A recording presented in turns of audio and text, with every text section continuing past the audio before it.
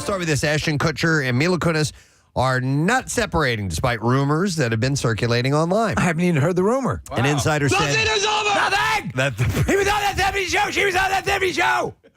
The breakup chatter is absolutely ridiculous. Danny Masterson is a Scientologist! And false, yes. Wait, what? You didn't hear that? No, I didn't. Danny Masterson is a Scientologist. He understood. Yeah. No, I understood. I just don't understand why. He's I just want to contribute. It's kind of like a tick that he has. That's right. He has to... It's a natural interviewer in me. He has to throw out every fact he knows about... You want to hear my animal sounds? The speculation rose. Listen, the speculation rose after Kutcher's past friendship with Sean Diddy Combs resurfaced. It included his co-hosting of Diddy's White Party in 2009.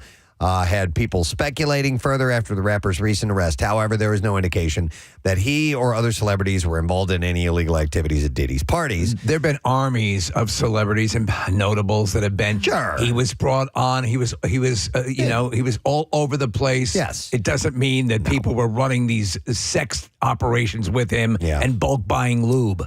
Despite the rumors, the source said Kunis is not planning to leave Kutcher, and they are continuing their 9-year marriage. They met on the set of That 70s Show, as That's right. Stallone knows, in 1998, but they didn't start dating in 2012. And, they're still going strong, so absolutely. So Jeremy Allen White from The Bear, he seems to have confirmed his new romance with his co-star from The Bear, Molly Gordon. And they played the love interest on the show. I love her. She's got really soulful eyes. Yeah, she's beautiful. They were seen... They were seen sharing a passionate kiss in Los Angeles, meaning that it must be the end of Jeremy's year-long relationship with singer Rosalia. Or she's very understanding, Rosalia is. The new couple wrapped their arms around one another as they had a lovey-dovey moment outside of I want to kiss you. her car. There's no way that's a comedy. Did she say anything? Yeah. You want to kiss me? I want to kiss you. Last week, they were also seen house hunting, but there was no PDA. Do you know what I like about her, too? I would say this, is that she's real world Beautiful. pretty. Yeah. I know what you're saying. I know. Not too polished, not, yeah. Yeah, I know exactly what you're saying. She's obviously she's pretty, but she also has a real person stink look about her. Are you Stink. guys She has a saying- stink on her. Are you guys saying she's almost beautiful? She's No, pretty she actually adjacent. She actually is beautiful, but she's not like Stunningly ridiculous. gorgeous. Yeah, I think they're saying that she's pretty enough that they have a chance. Right. No. No? us. No. You got to realize, there's very little. There's very little that is not, like something you might find at the bottom of the ocean that I would have a shot with. He's got a type, though. Like, Rosalia kind of looks a little like her. He's married before, too. I don't know if his ex-wife looks like Claire Bear, but her scenes in the hospital with the Fact brothers, where she's just trying to calm them down, and they're trying to tell her how much Jeremy Allen White's character loves her. It's brilliant acting. It's really freaking funny. She's great. And my wife's nickname is Claire Bear. Oh, okay. Yeah. So Jeremy was seen on the red carpet of the 2024 SAG Awards with Molly as the pair posed with their outstanding performance by an ensemble in a comedy series awards. Before dating Gordon, Jeremy was linked with Rosalia, as we said. They had not publicly announced a split and were last seen together in July. Their relationship came after his divorce from wife Addison Timlin, with whom he shares 2 young daughters. You're better than that. Let me proffer this notion. Yeah. No, let me put this out there. That Jeremy Allen White is handsome adjacent. Yeah, Like, I think so. Right? The same sort of thing. Yeah. That, and it goes for her. I don't like the overly polished, flawless. He's a rat face. Kinda. Yeah. Remember we talked about that. He's a And Weasley-faced little bastard. He's a good-looking rat face. Yeah. And that's what we had read. I didn't make that up myself. So That's right. And he has 2 daughters, by the way. I did not know that. daughter? Yes. Preston, I'm sorry to interrupt, but look at this picture of his ex-wife. It looks just like Molly Gordon. A little bit, yeah. No, Coincidence? You're right. I don't think so. All right. That ain't you. It's Rambo on the red carpet. Hey, she looks like your old wife. It's not a question. That's not a coincidence. You clearly have a type. You don't need to yell. Am I yelling? Ladies and gentlemen, Gene Smart from Hacks. Gene Smart. All right. Who are you wearing? Yeah, right. Jimmy Choo. How about Jason Wu? Jason Wu, Jimmy Choo. Yeah. What the who? Yeah. All right, I have other stories. Pardon me, Rambo. Hoda Kotb's Today Show exit has sparked various reactions from her colleagues. On Thursday, yesterday, Kotb announced that she would be leaving her hosting gig after 17 years. What? Really? Yeah. Sources say this news was just as shocking to them as to her coworkers as to the public. Apparently, she ran a lot of Diddy's white parties. No. Ultimately, she made the final decision in the interest of her girls, the source said. So She got a breast? She shared her kids. Oh. She shared Got her young daughters. kids. What's that? She has young kids. Very young daughters. Daughters? She shared the news in a letter to the staff of the NBC show and wrote, as I write this, my heart is all over the map. I know I'm making the right decision, but it is a painful one, and you are all the reason why. I like Hoda Kotb. Yeah. I do. I don't know. You just go on your gut instinct, but she seems fairly genuine. Yeah, She said- Steve, she lives in Point Lookout, New York, where Yeah. my family lives, and they are friends with her, and they love her. Oh, okay. She's very nice. She had written, they say two things can be right at the same time, and I'm feeling that so deeply right now. I love you, and it's time for me to leave the show. All right, let me ask you guys a quick question because I always think of a song when I hear her name. What song do you think of when you hear the name Hoda Kotb? Bodhisattva. Thank you. Okay. Steely Dan. Steely Dan. Okay, thank you. Mine would have been We've Hoda Got Kotb. Tonight. Hoda Kotb. She wrote, my broadcast career has been beyond meaningful, and a new decade of my life lies ahead, and now my daughters and my mom need and deserve a bigger slice of my time pie. Daughters? Yeah, so I will miss you all desperately, but I'm ready and excited. And she said she will still be around. She's just not going to be hosting anymore, so she'll still be able to work if they Look at this lion, Jenna. want her to. The replacement. All right, so Rebel Wilson is reportedly getting married this weekend to her fiance, Ramona Agruma. The two are apparently getting hitched in Sardinia, an Italian island in the Mediterranean Sea, of course. A source said Rebel is really excited to be getting married to the love of her life, and she's absolutely thrilled. They went on to share that Wilson is madly in love and can't wait to be wed. I was thinking about her the other day, and I wonder, statistically, and she brought it up, how much of a reduction has there been in her work offers since she lost the weight? yeah. Yeah. Because she was certainly fulfilling a type and a role, Right. and did it great. Yeah. But And now she, you don't see her a lot. like looks wise, fits into a different type. Right. And I don't know, but there was. Go ahead. Sorry. But that may be a good thing in the long run because maybe she had started to head down real typecast, you know what I mean? And roles can diminish if that happens too sometimes. You're in an industry, I though, don't that know, really man. pigeonholes you. Yeah. You know? Yeah. And it does it for men as well. I was telling you guys last week, the guy who played Big Perm, Big Worm in Friday, he was a big dude. Yeah. And now he's like weight lifter, big dude. Yeah. Right. And he's not getting the roles. Aren't we having Billy Gardell on in a week or two? Yes. Has his acting world changed because of because his is dramatic. It's unbelievable. He also has stand-up, though, which is part of his. Listen, I think overall, Nick, I think what happens is they change, and it's glacial in the way the industry adapts to perceiving them in their new body. Yeah. Speaking of weight loss, James Corden was one of the millions who turned to Ozempic in order to lose weight, but he says that the wonder drug did little for him. On his This Life of Mine podcast, he shared that when it comes to his relationship with food, taking Ozempic didn't have much of an impact. He said, I tried it for a bit, and then what I realized was I was like, oh, no, nothing about my eating habits has anything to do with being hungry.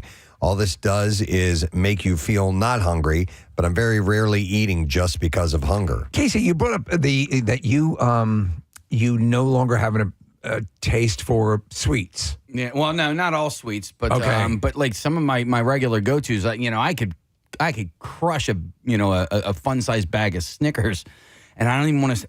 Snickers. Do you think that had anything to do? Because I've heard other people I don't know. mention I don't know that if it had- Ozempic is like sort of shut off Yeah, I'm not sure. Yeah, okay. I'm not sure if it was that or if it was COVID, you'd say maybe? Yeah. I'm not really sure. But And by the way, not being enamored of a bag full of Snickers is fine. Not necessarily a bad thing. I mean, I know you missed that you enjoyed that. Yeah, I feel like my appetite is going further away from like to the sexual. No, heavily processed foods. Oh. It's not to say that I don't eat processed foods, but like the really, really heavily processed ones. I hear you. I just don't. Yeah, that is a good thing. But I like this. I like Snickers. I like crushing a bag of Doritos. All right, there is I got something for you in the Connoisseur coming up later today. There's a battle brewing over the Richard Simmons estate. On Wednesday, Teresa Revels filed a petition alleging that Richard's brother, Lenny Simmons, and his wife, Kathy, pressed her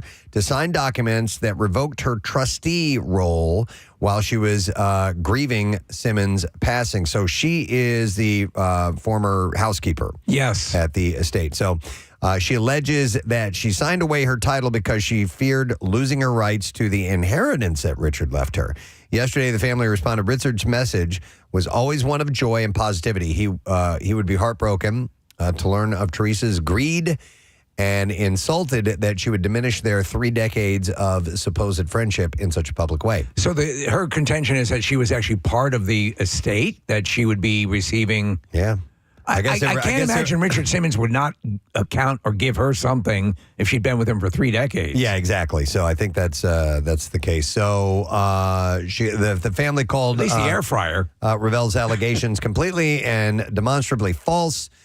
Teresa's request to be reinstated as co-trustee was declined because co-trustees must work together in the best interest of the estate, and Teresa has shown by her actions that she does not share those interests. So, you know what? I don't know. So when my dad passed, he had everything, and also, Sheila, my stepmom, basically they had everything, every T crossed, every I dotted, and I hear stories, Preston. I know we do it regularly. We meet with our financial planner, and we have our estate planning. If you can do it. Life insurance, all those things, who's handling what, it's all in order. Because I've had an object lesson in how things can go smoothly. And also, if you have definite, clear desires, it doesn't matter what age you are, as to what you would like to happen with what you've accrued in life. Right. It's the only way to do it. Yeah. Anything can happen at any time. Any time. And you're going to die today. Having that ready is a really big, important step to take.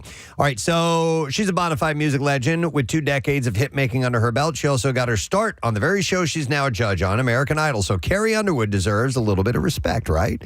Not in the eyes of some, apparently. Reports are that when Katy Perry announced that she was leaving her judge's seat on the singing competition, Carrie was not the producer's first choice. In fact, Live in Style reports that ABC hired her after she agreed to a salary that is about half of what Katy was making. Katy was making $25 million. What? And she's making about half of that. And a source said it's well known internally that Miley Cyrus was the network and the producer's first choice to replace Katy. The source says of Underwood, ego is not what drives her, and she isn't a greedy person. And culturally, she's a better fit with the show. The producers in ABC, thanks to her Middle America appeal. So the source also said Carrie has a vested interest in the success of the franchise, and that Perry's salary was an outlier, not likely to be matched by anyone that replaced her. She's got she's a country superstar. Oh, yeah, right? yeah. Carrie Underwood? She's legit. Yeah, you got to give her the real deal. She's had 20 years of success. So, Carrie Underwood or Katy Perry, Preston? Wow. You know what? I've had a thing for Katy for longer. Yeah. And lately, good Lord, she's been going bikini crazy. She has, yeah. Katy has. She's in fantastic shape. So, Carrie's gorgeous, and she's a great singer, too. All right, let me throw in Simon Cowell. Pre or post face work? Yeah, pre, probably, yeah. All right, so hopefully, and I know you saw this, Steve, the long-awaited first trailer for Season 2 of HBO's The Last of Us is out now. Yeah. The trailer confirms the return of Pedro Pascal as Joel and Bella Ramsey as Ellie and features a 5-year time jump. So the Season 2 story says, after 5 years of peace, following the events of the first season, Joel and Ellie's collective past catches up to them, drawing them into conflict with each other and a world even more dangerous and unpredictable than the one they left behind. Gabrielle Luna will return as Joel's brother Tommy, or Gabriel, I'm sorry, and Rutina Wesley as Tommy's wife Maria. The new cast members this season include Caitlin Deaver as Abby, Isabella Merced, she's been in our studio before, as Dina. Catherine O'Hara will also guest star in an undisclosed role, and Jeffrey Wright will play Isaac, a role that he voiced in the video game series. The song that's underneath it is a Pearl Jam song. It's called Future Days. Really? And it's a beautiful song, and it's really it's a love song about sticking together with somebody for a long period of time. But they applied this, it's a sort of a tweaked version of it, and it's about how this future is dystopian and messed up. And Steve, so I shared something on Instagram yesterday about it, and like it's a cool song. I love hearing it, and I love hearing it in a great show like this. But somebody said to me over Instagram that acoustic guitars play a big role in the next season of Last of Us, because in the game it did. Yeah, it did. Yeah. Okay. So you played both. No, not the second game. I heard it was terrible. But the second, but they're not as good. It is not as good, and there are things that I hope, honestly, I don't want to give too much away, character-wise, they veer from, because I think there's a lot that I want to see continue. Caitlin Deaver, by the way, Preston, is in that movie, that Hulu movie that I think is so good called No One Will Save You. Okay. Which I told you is kind of like Signs at the end. Aliens in the house. I gotta watch that. Yeah, and it is.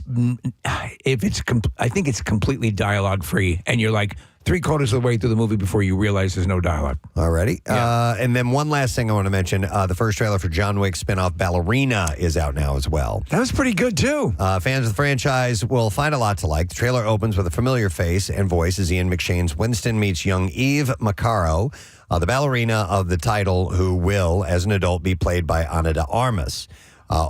She's gorgeous. Also making appearances in the trailer, the late Lance Reddick as Charon, and Keanu Reeves is in the trailer as well. Yeah. Angelica Houston also reprises her John Wick 3 role, and new faces include Gabriel Byrne, Catalina Sandio Moreno, and Norman Reedus as well.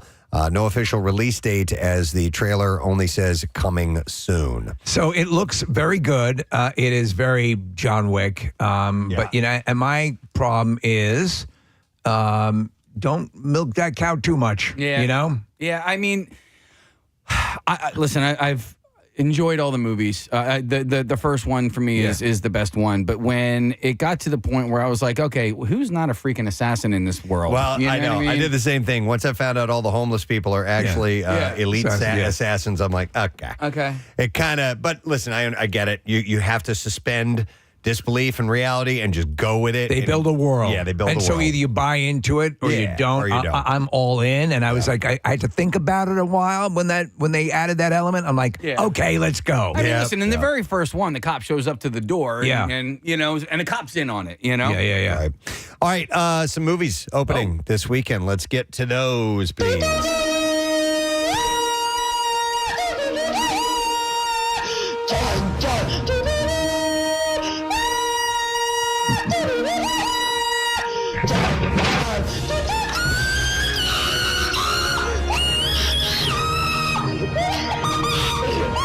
All right, we're going to start with Wild Robots, an animated adventure starring Lupita Nyong'o, Pedro Pascal, and Catherine O'Hara. And the epic adventure follows the journey of a robot, Rosum, Unit 7134, Roz for short, that is shipwrecked on an uninhabitable island and must learn to adapt to the harsh surroundings, gradually building relationships with the animals on the island and becoming the adoptive parent of an orphaned gosling. It is an hour and 41 minutes long, rated PG, and a wide theater release. Rotten Tomato score 98%. That's pretty damn good. How about that? It is called Wild Robot. Okay. Then we have Megalopolis, sci-fi drama starring Adam Driver, Giancarlo Esposito, and Aubrey Plaza. Megalopolis is a Roman epic set in the imagined modern America. The city of New Rome must change, causing conflict between Caesar Catalina, a genius artist who seeks to leap into a utopian, idealistic future, and his opposition, Mayor Franklin Cicero, who remains committed to a regressive status quo, perpetuating greed, special interest, and partisan warfare. Torn between them is socialite Julian Cicero, the mayor's daughter, whose love for Caesar has divided her loyalties, forcing her to discover what she truly believes humanity deserves. 2 hours and 18 minutes long. Rated R. Wide theater release gives a 51% of Rotten Tomatoes. So you may need to see this, though, because this is the unofficial prequel to Snuffleupagus. Snuffleupagus. All right, and then finally, Saturday Night opens. It's comedy and drama. Stars Gabrielle LaBelle, or is that Gabriel LaBelle? I think it's Gabriel. Gabriel LaBelle. Dylan O'Brien and Rachel Senmut. It at 11:30 p.m., October 11th, 1975, a ferocious troupe of young comedians and writers changed television and culture forever. We count down the minutes in real time until we hear those famous words. It is an hour and 49 minutes long. It's rated R. Wide theater release, and Rotten Tomatoes gives it an 80% score. I'm really looking forward to that one. And I forgot when SNL came on. You know, they used to rerun Carson Tonight Show episodes Saturday night, and so he's like, you know, can we do something different? Can we, you know, they SNL was born basically. Yeah. All right, we got to roll the clips here, gang. The final tally of filming in the Will and Harper road trip was 17 days and 250 hours of footage, which they cut down to a 2-hour documentary of best friends getting to know each other again. And here Will Ferrell shares a standout moment in the film. The moment at the Grand Canyon, we come across the couple who's a retired therapist who wants to ask Harper some questions about her transition, and then Harper actually gets to help her kind of work through some issues that she, back in her practice, felt ill-equipped to advise someone who was going through the same situation. And that was such a just powerful full circle moment that happened on the spot. John Stamos. Will and Harper is streaming today on Netflix. Here's our next clip. Hank Azaria has been part of The Simpsons since 1989. According to The Simpsons Wiki, he has voiced more characters than anyone else. And in this clip, he reveals his favorite. It's a tough one. Probably Mo. I think Mo the bartender, right? Mo's from Queens. And, you know, I like to say if I didn't become Mo the bartender, I would have remained Hank the bartender. So I'm very grateful to Mo. Simpsons season 36 starts this Sunday, and that's like once a year season. That's not like Survivor season where they have like a couple of them a year. That's full season. Yeah. It's amazing. Wow. All right. It's already 10 after 7. We got to take a break. All right. We'll come back in a moment. Metallica tickets, money to give away with Good Money. Lots of stuff to hang out and talk about on a Friday morning. Stay with us. We'll be right back. Fred's idea to include that, or did he write that in? Okay. He wrote that. All the dialogue is. I improvised quite a bit, but all the primary dialogue is Fred's. Okay. Because it seems. But I was reading that he was working with you, sort of asking questions to Moose to incite responses, so that you started to think. Well, that's in that the actor, and Fred he's a really terrific actor as well as a director. But he's the only director I've worked with that actually could do this, but he would legitimately improvise with me as Moose, and it got me in the frame of mind. And then I would go to each department. I'd go to the lighting department, the wardrobe, the makeup here, and I'd be in character, and I'd have them ask me questions. And it was like a juggernaut. And as soon as Fred sensed that I had arrived at the Moose zone, the Moose zone, boom, we would do action. That's cool. And it was a very, very great way to. There's nothing better for an actor to prep than for someone to ask them questions about them. In the character. In the character. So to think in the character. Is that classically what we would refer to as method? No, I'd say it's a method. Okay. I don't know if it's the classic method because it is more about reliving past incidents and things. I think this is more. And you never had a mullet. And I never had a mullet. But I do think that assuming the beingness of a character quickly is where you want to be when you do a role, and it helps you to be that when you're asked questions before you go on. Sure. It's nice. You didn't have a mullet, but you did have long hair in Pulp Fiction, and I get you in my phone fairly frequently. When I'm running late to the gym, my trainer will send me a text, and it's just you doing the looking around me give in Pulp Fiction. In that role, you played such an interesting character because you're lost a lot of the time, and you're in this haze, but you're also in this like euphoria. Where did that come from? It's a very good question because he's a hitman, but he's also what they call a chippy, a weekend heroin addict. And I thought, well, I have no reality on that. I'm gonna have to find out. So I interviewed several heroin addicts and asked them about how they felt. And then finally one day I said, look, I'm never going to do it, so you have to help me understand that feeling. And he said, okay, well, I really can't, but if you have to know the beginning of the feeling is get really drunk on tequila and lay in a body of warm water. And he said, that little bit of feeling is the beginning of that. Did you do that? I did that. And of course, when I'm not a drinker either, but when I did it, everyone I knew wanted to join me in the experiment. Oh, that sounds cool. When are we doing that? Wow. Okay, we are doing my character study together tomorrow night. Man, that sounds like fun. I want to do that. It was fun, and then from there I grew, and then with the descriptions that they told me, and I was able to design it. But that's even Quentin didn't know all the time what I was doing because he just trusted me. He said, John, well, I don't why he's walking that slow, why he's talking this slow. I'll figure it out later. But he let you go. He just let you go. He just let me go. Wow. Because I think the great ones do that. Brian De Palma and Quentin and Robert Altman and Mike Nichols, all those guys I worked with, all had that one thing in common. They hired you. You're 90% there. 10% is guiding you here and there. Is that what happened? So it's Saturday Night Fever. John Badham was the director? Yeah, he let me go because I said, Badham, you're from Texas. I'm from New York. I know this guy better. Yeah. So leave me alone. I'll help you with me, and then I won't interfere with how you direct it. It's got to be the ultimate compliment as an actor for a director to say, you got it. It is, and it's the smartest. Yeah. If the actor is trustworthy. Right. I think it's the only way to go. Because otherwise you get a mediocre performance as opposed to a kind of a higher end performance. I want to ask you, you've worked with John Woo twice, right? Oh, yes. So you did Face Off and Broken Arrow. And for a guy who's so incredibly likable, you play a incredibly adroit prick in those movies. You are so evil. I haven't figured that out yet. How is that possible?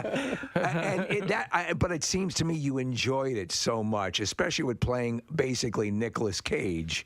Yes. With that, and you are so hilariously evil in that.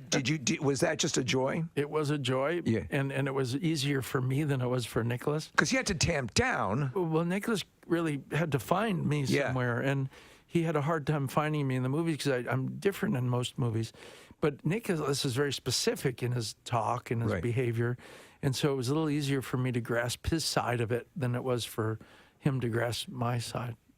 So I wanted to ask you, let's get away from acting for a second. I wanted to ask you about your planes and your pilot's license. What ratings do you have, and how long did it take you to get them? Okay, you ready for the long list? Well, so I have a couple of friends that are pilots, and so I'm a little bit familiar with it. Okay, I have 10,000 hours in the air. Jeez. It's quite a bit. I have, 12 jet ratings, 747, 707, Gulfstream, Citation, Lear, Hawker, Falcon jet, 3 different fighter jets. No kidding. Oh, wow. Wait, which fighter? Because Preston and I have both flown in fighter jets. Yeah, I went we up didn't with the pilot it. No, I got to fly mine little. I went up with the Blue Angels. And, did you? Yeah. How was a that? media flight. It was amazing. Did they make you sick? I passed out and puked. That's why I won't go with them, because I don't want to do that. I have too much pride to end up, doing that. But yeah, it was FA-18. You were in an F-16 because he was with the Air National Guard. I wore a G suit, so I didn't pass out or get sick. Well, but I did pull 9 good Gs. for you. Yeah. Well, you have to tell them before. You have to say, you know what? I don't want to get sick. Please don't make me. Yeah. So that's my. And how many years? How long did it take? Oh God, I've been flying since I was 16. Okay. Really? It blows my mind when I see a shot of you sitting in the cockpit of a 707. I mean, because I know my litmus test has always been, if you've ever locked your keys in your car, you shouldn't be a pilot. So but to me that it requires such a skill set and an attention to detail. And you just legitimately, we know about like David Gilmour as a pilot, and there are a lot of people just love it. I'm thrilled with the notion, but I would never do it because I know my own limitations. But I mean, when you get behind when you're flying a 747, are you white knuckling it, or are you just in absolute ecstasy? No, I find that the bigger the plane, the more almost simple it is. Really? Yeah, and less complex. Well, it's complex in its systems, but it's, there's a lot of booster systems, and boosted systems, I should say, that make it like a power steering. You know, Okay. it's kind of effortless. Backups. You don't really feel the size of the plane. All right. In the smaller jets, you actually feel it more. You know. Would there be enough room for me to lay down and cry? Because that's all I Yes, you can lay down and cry. Being famous, you have a lot of people have the privilege of, you know, having private jets and being flown all over the place. When you do get into one of your jets or something, are you flying it? Yes, for the most part, unless I'm tired, and then you shouldn't be. Did you see there was a news story yesterday? Dale Earnhardt Jr.'s citation that went off the runway, caught on fire. Really? Everybody got out. Everybody was okay, but the plane was a total loss. Yeah. Oh, I've got to look that up. Yeah, I think you always learn by these things. You know? Okay. Yeah, they're the FAA and the Safety Administration are looking at it. Speaking of aircraft, your 707 is getting is being donated. Yes, I'm donating to Australia. I've had it 18 years and I loved it, but it's getting antiquated and it's time to give it away. So I'm donating it to an Australian museum. Was this the one we heard? We were talking to Olivia Newton-John, and she said that she had never seen Grease, and you had her and her husband. Yes. Come on. Well, his husband had never seen. He had never seen. And Grease. you actually went on the plane and watched it. Correct. Yes, that is correct. I said, if you're going to marry Olivia Newton-John, you better see Grease. Oh, that must have been so much fun. It was watching his reaction, you know, because then he became the entertainment, watching him watch the screen, like I did with my dad with Mary Poppins when I was 10. I wanted him so badly to see it that I watched him the whole movie, watch the screen. There was a screening of Grease last night at the Mann Music Center, which is this great venue in town, and the Philadelphia Orchestra was there to perform the soundtrack, and they just do a phenomenal job of accompanying the live music with the movie, and people were just going nuts for it. I mean, the movie's nearly 40 years old, or maybe it's 40 years old at this point. It is, and it is a phenomenon. It's really interesting to see how each generation embraces that film. Because I remember when I was little, watching Yankee Doodle Dandy or Cagney. Watching Wizard of Oz, and they all held up, but they were only 20 years old at that time. Yeah. This movie's 40, and it's still like it was as though it were done last year. Yeah, it's pretty timeless. It's really timeless, which I'm proud of. It's funny, though, because I think there was a certain group in time where I was very aware of silent films, and it wasn't like I was around, thank God. Yes, but they showed them on you would see 4 o'clock movie. Right. And you had an appreciation for it. That's a little harder to get now. But I mean, so for right now, I think a lot of people to be turned on to the movies of the 70s, which you are a part of. Sure. The second golden era of Hollywood. Yes. Because these are great movies that sit there. And when kids or younger people discover them, the light goes on. It's like, oh. Yes, because the more timeless they are, the more they discover them, not only in a new unit of time, but as though it were they were back then. Yeah. And it had the same impact, because Grease and Saturday Fever seemingly, even Urban Cowboy, to have the same impact on the new generation that it had on people then. Absolutely. For some reason. Still as profound as ever. Yeah. It seems it. Do you know? Yeah, as I did musical theater growing up, and Grease is the one play that has always eluded me, and I always wanted to play Danny Zuko, and now I wanted to play Sandy. Yeah, as a 44-year-old man, that's never gonna happen. Oh, it's At never that too point, late. you're Donald Zuko at that point. I think you should do it. The Fox News Group did today. They did a reenactment of Grease. They filmed it per shot. Oh, really? Yes. You guys could do that. We could do that. 100%. We've got our Sandy. Absolutely. We've got all our T-Birds here. Sure. Frenchie. I'm the lesser known guy, Baldy. So It doesn't matter. Just do the leather jacket. You're home. I mean, we still, to this day, if somebody says, rock in and roll in. And whatnot. Of course. It just finishes all the time. Every single time. Without That's fail. hilarious. Well, so just thank you for all of that stuff that you've given us You're over the welcome. years. It's a stuff. real pleasure actually looking at you in the flesh. It's you have beautiful eyes. Really, yeah. And it didn't get uncomfortable to the very end. No, are you kidding? I'm an actor. I love compliments. Please, more. You're dressed really nice, too. What a watch on you in the pocket square. Oh, thank you. Yeah. I've decided that we're each other's scenery, and that at some point, maybe not for yourself, but for another person, you have to be presentable. Yeah. So anyway, You had a great quote on Good Morning America. You're making the round, so you were hitting those guys, and you said something I thought was a great outlook, and you said, life is art. Life is art, so appreciate it, enjoy it, and it's here for your entertainment. Well, it is, because I think so many people don't view life as an art, but how you eat, who you spend time with, where you go, how you do it, how you dress is all part of an art if you choose to allow it to be an art. It's not just the quote unquote arts of music and dance and sports, and it's actually how we live. What we're doing right now. Well, of course, this is an art because you're on radio performing. Yeah. But it's how we interact is also part of the art of life. I love that. I love that outlook. All right. Well, if you want to see John definitely in a role big departure, unlike he's ever been in, then you want to see The Fanatic. It's a great movie, and it's in theaters on August 30th. Wonderful to have you here, John. Thanks so much. This was probably the most fun I've ever had at an interview situation. This has been awesome. Thank you so much. And loved your story, Nick, and I loved your story, Casey. Oh, my God. Two great stories. Let's hear it. John Travolta, ladies and gentlemen. Thank you, John. Do you remember the squirtable butter used to come in a thing? Yeah, butter spray. Is that what? I can't believe it's not There's an actual, like liquid, almost Really? like liquidy like the way you butter. dispense mustard. It was don't more remember back in the 80s, probably. And if you had a waffle, you could go blink, blink, blink, blink, blink, blink in each little. I had a waffle. Each little I'd eat it crevice. in the morning. Yeah, there we go. Parkway. All right, thanks, Kev. Later on this morning, we'll have comedian Noel Miller stopping by. But we got some things to get to. Let's do the junk drawer. It's the junk drawer. Preston's cleaning out his junk drawer. Getting things out of his junk drawer. Finding stuff here in the junk drawer.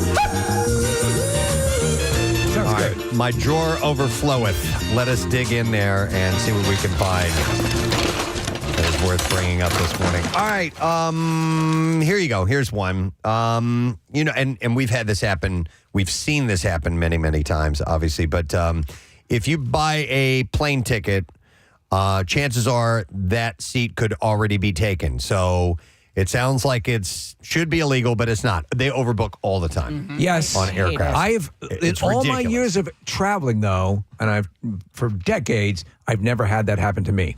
As airlines often overbook flights because they expect some passengers to not show up. Yeah. And they want their planes as full as possible. And that's why they do it. I mean, I've had it happen many times, Steve. Have you? Yeah. I mean, I haven't been bumped, thankfully, but I have certainly been on where they go, we still need somebody. We need people to... have you ever taken them up on the... No, okay, I've not. I've always needed to get where I'm going to. Right, yeah. You know? Well, and I follow that one woman that gives airline tips, and one of the ones that I saw recently was when that happens, don't accept what they offer from the start. Bargain for more? Like let it, let it I want build. a car.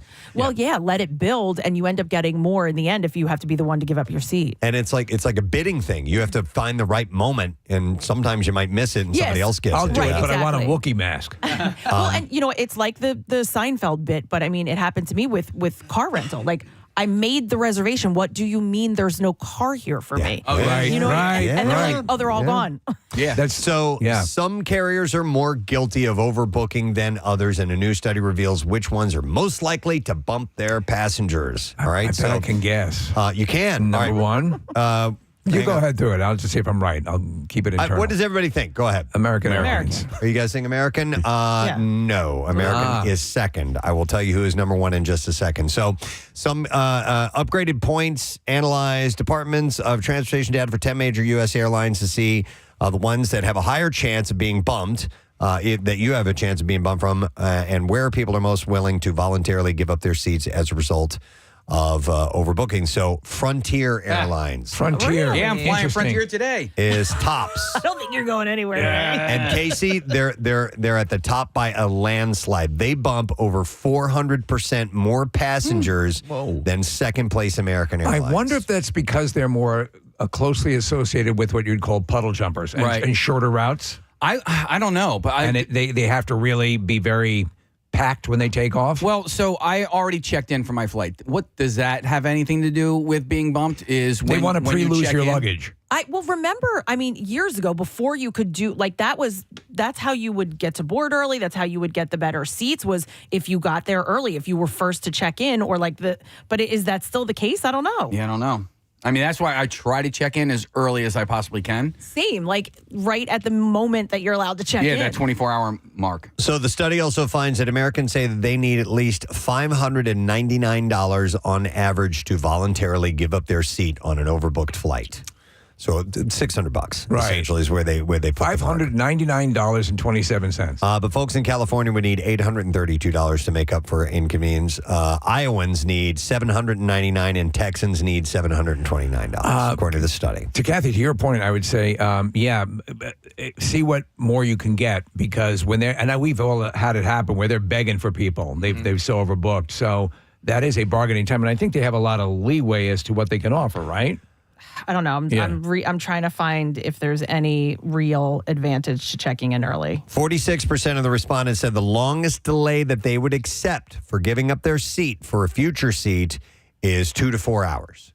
And 13% would be willing to wait more than 7 hours if they had to. I think it would depend also on what they were offering you in return. For example, what would you stay another day if you had the latitude and leeway to do it? Possibly. Marissa, hang on real quick here. Since I'm the Frontier expert, I fly it a lot to Denver. Kathy, I can tell you that if you do not pay for a seat up front, then you get a seat assigned at check-in. But if you wait too long, within an hour or so, because I've done this before, then they'll just shocking. say, you'll get your seat assigned at the gate.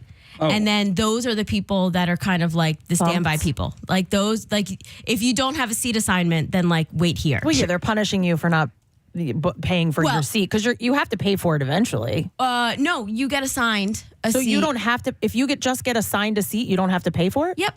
Oh, you don't have to pay that extra. What are we hearing here? Exactly. So with Frontier, Steve, you can purchase a seat at the beginning, and you can, have your window or your aisle. Right. Or you can get a seat assignment upon check-in. Yeah. So if you do it within the 24 hours, you get a seat assigned. But if you are at the very end, then if it's oversold, then pretty much you're automatically put on the standby list. I think the notion of locking and loading as early as you can is going to benefit you. But sometimes it adds up, and if you want to save that $20, $30, sometimes it's as much as $70. Here's one time, though. I was flying out of Tampa, and I showed up 2 hours before my flight. Got there way early, earlier than I needed to be there. And I went, and I had already checked in. And I show up, and they're like, "You're on standby." I'm like, "What?" Yeah. How do they randomly choose who's on standby? Standby on this. And so I ended up getting I missed that flight, but because they ended up getting me in because I got there so early that I was the first one in line. I was the first standby person in line. Do you ever listen to the radio?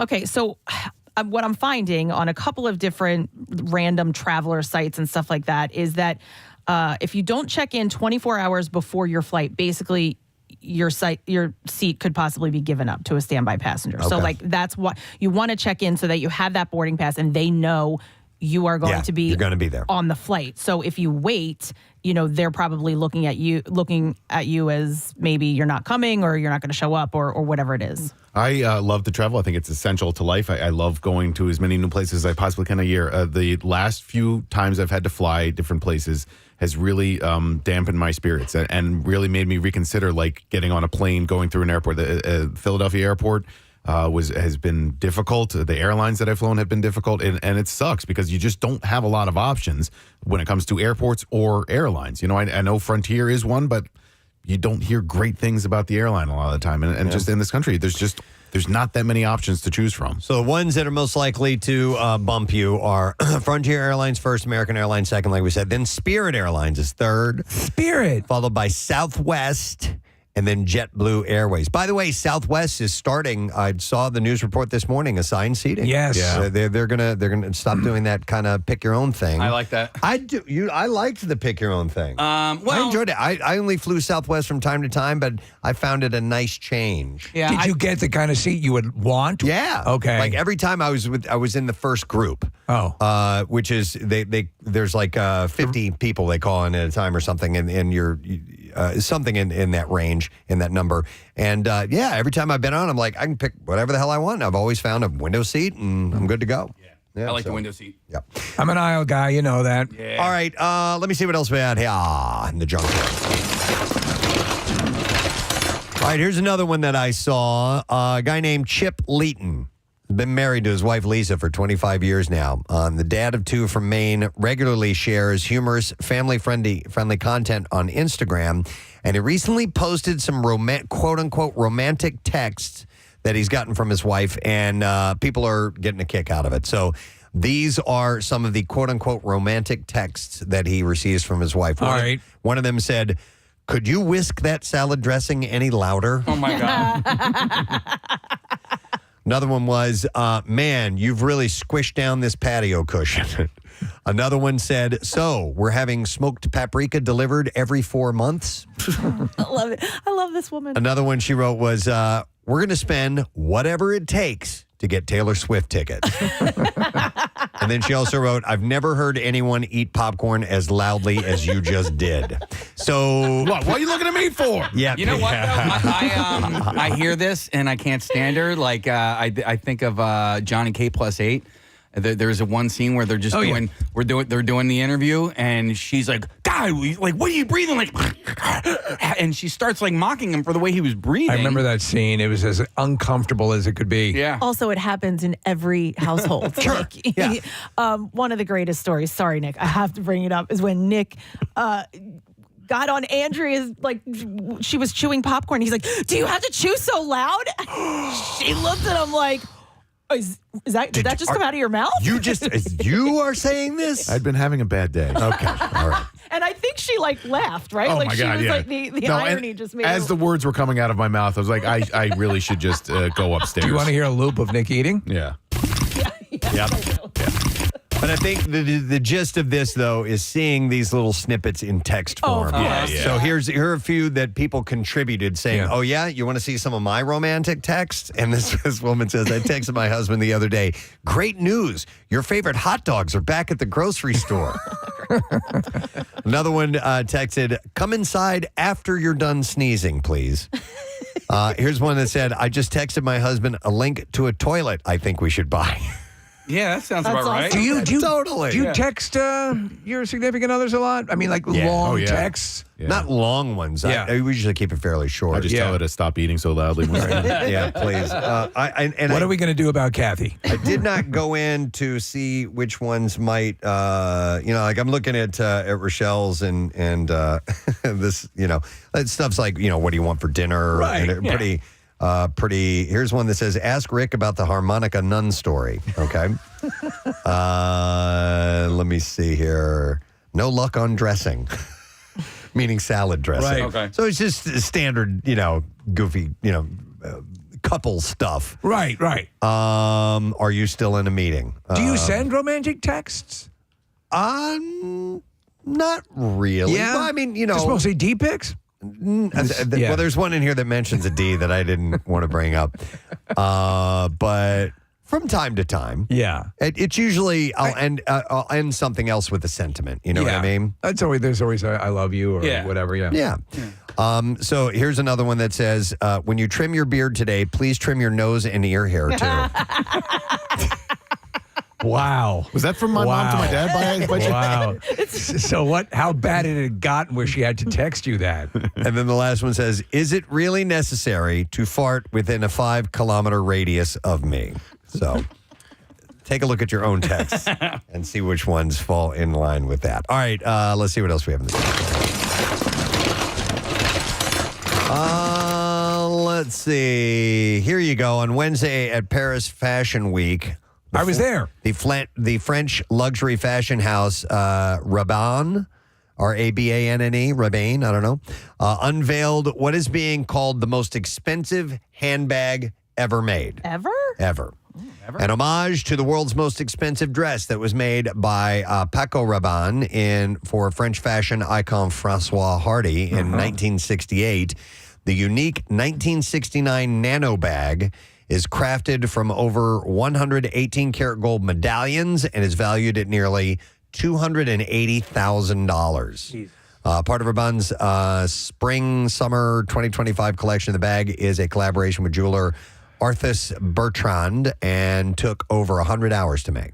There's no room for a bowling ball. Alongside the Gold Nano, 2 other slightly more affordable handbags featuring ceramic and glass medallions were also debuted. So there was that picture that Kim Kardashian took of her closet, and she had, I guess, what up until this point was the most expensive handbag. Really? Yeah, but I guess this is the new champ. This thing looks solid gold. We're looking at a picture Yeah. of it, so no wonder it's expensive. It's not just Would you put a sandwich in that? It's not just because it was tailored a certain Right, way. yeah. It's because it's made with precious metal. Steve, I'd put like an Uncrustable in there, something that was Something that would complete- keep yeah, that's self-contained. contained, You don't yeah. want the crumbs to get in the gold. Yeah, makes total sense.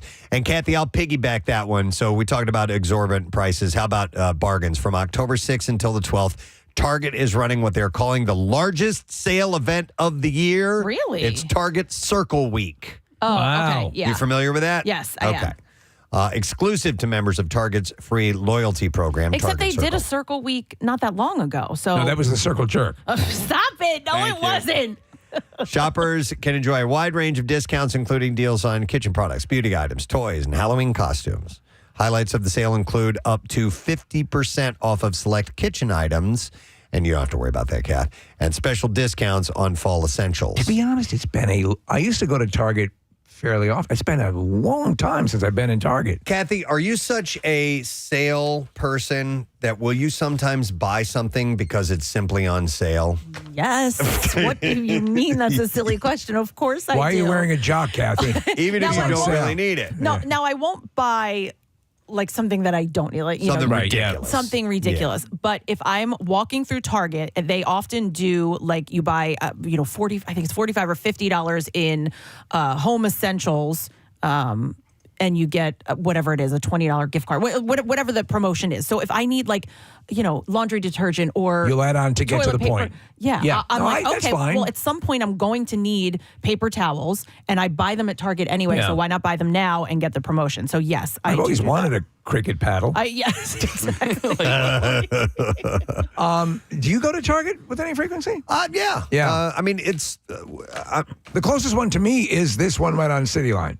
there's Yeah. there's one that's 15 minutes away. What do you go to? Royersford. Royersford. Yeah, Okay. it's not far away at all. Okay. I mean, there's a Walmart that is closer. So if I just run and get something fairly generic, I'll bop over there. But if it's Target exclusive or if I'm on the way back, I will stop at Target. There's plenty to get The there. Walmart near me is no man's land. I've gone to it. I can't go into it because it's pandemonium. It's honestly what you would expect to see from a scene from World War Z when you go in there. It's like, Jesus Christ. It's unbelievable. I have to say, I'm a little concerned. There's just a little bit of concern about my Target because it seems to be taking like It's going down in quality. Going a little Walmart Well, action. you must carry some weight when you go in there. You're a media personality and a regular loyal Target shopper. Could you give some advice? What can they do to make it better? Well, my guess is what's happening is since they've opened the King of Prussia store, which has been open for a while, that's considered that's their high volume store. I think that Plymouth Meeting used to be a high volume store, and my guess is they focus on King of Prussia. So, like, not that the quality has gone down. It's just there's nothing there. I mean, you'll go sometimes and like. The shelves empty. are bare. There's no I have words seen on that it. happen. There's no words on it. I can't read it. And like a lot of the brands that come through Target, there's a bunch of different brands.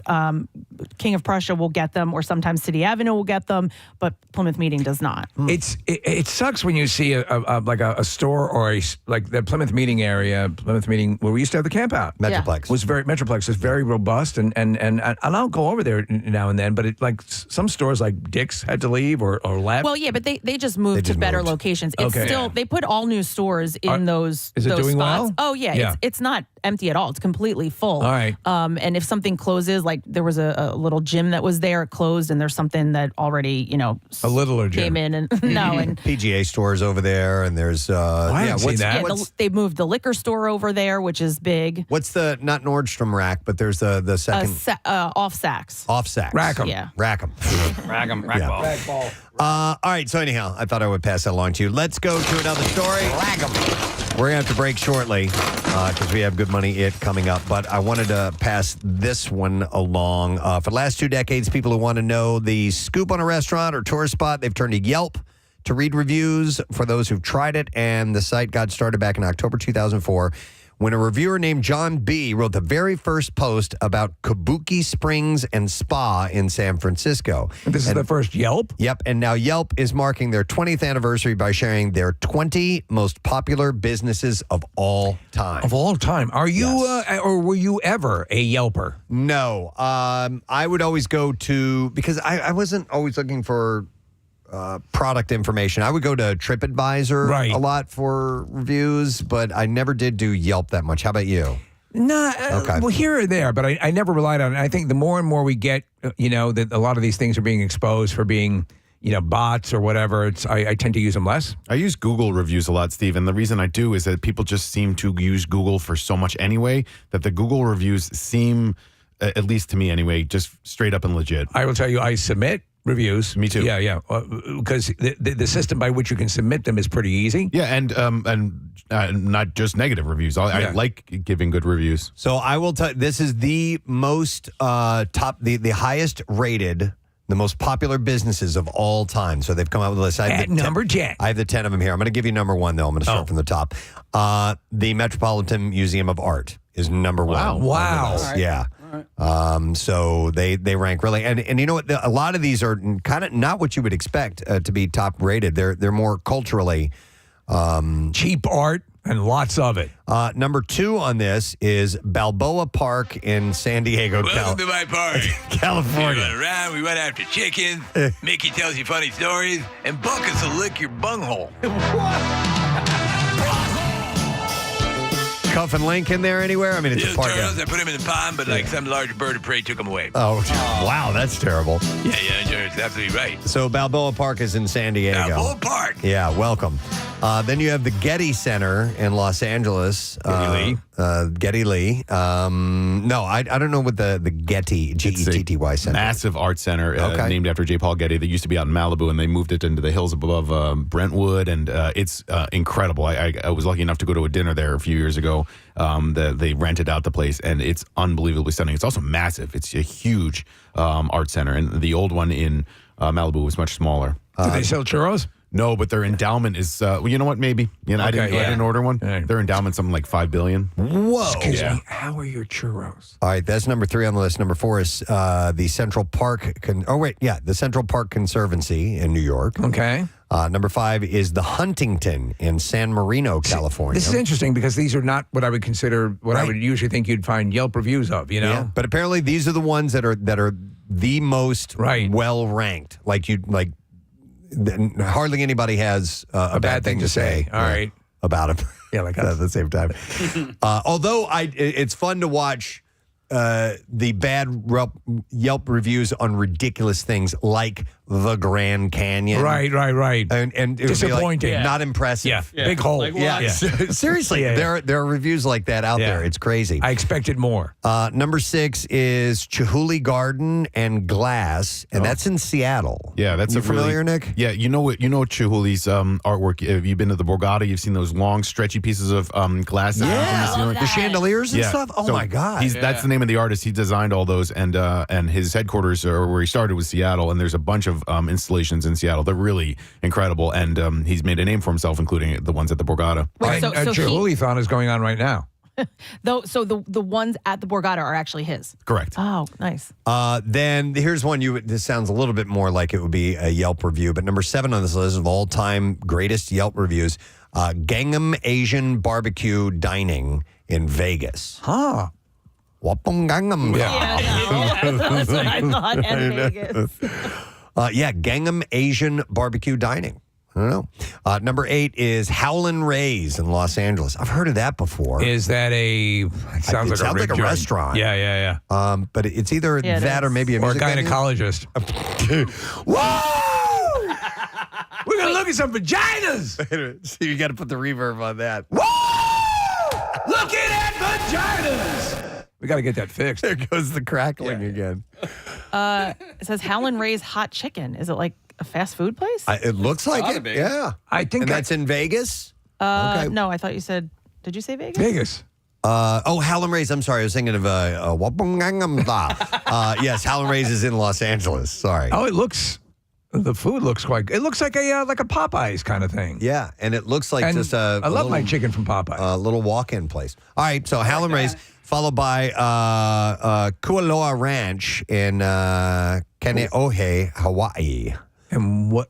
Any ideas to what that is? I don't know. Do not know. I didn't look up all these, and it doesn't give a description. You can pick your own pineapples. And then number 10 is Marugame Udon, and that is in Honolulu as well. So that sounds like a restaurant, maybe, or Jack Shack. I don't know. Yeah. I don't know, too. You want the two women?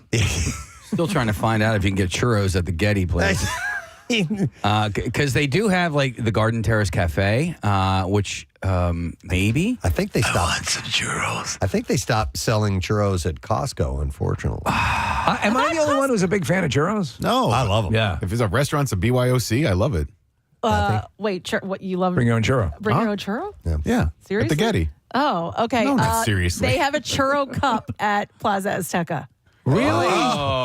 What's it? Is it a dessert? Yeah, and it Is comes there with ice cream in it? Ice cream in it. Oh my God, I love that. Yeah. Have you ever had one of those? No. They're really good. Kathy turned me on to Plaza Azteca, and their margaritas are out of this world. Yeah. Yeah. And the food in general. So anyway. It was good. Yeah. I give that a Yelp. Give them a good Yelp review. The margaritas are definitely not big enough, though. Oh, my God. Unless there's a ladder. Kathy needs a ladder to get into it. Like this big. I have some margarita news coming up in the Connoisseur. So why don't we take a break? Let's wrap up the junk drawer, and then we'll get to Connoisseur a little bit later on. Yeah, here we go. That was a junk drawer. Preston's closing up his junk drawer. There's nothing left here in the junk drawer. Until next time, that was the junk drawer. Great Kyle Mack singing our jingle there. All right, we do need to take a break because in the next 12 minutes, we need to reveal the good money at Word and give you, hopefully, $1,000. We've also got Metallica tickets to give away this morning. And comedian Noel Miller is stopping by, too. So a bunch to get to. We'll be back in a moment. Stay with us. Preston and Steve. Every little square? You do.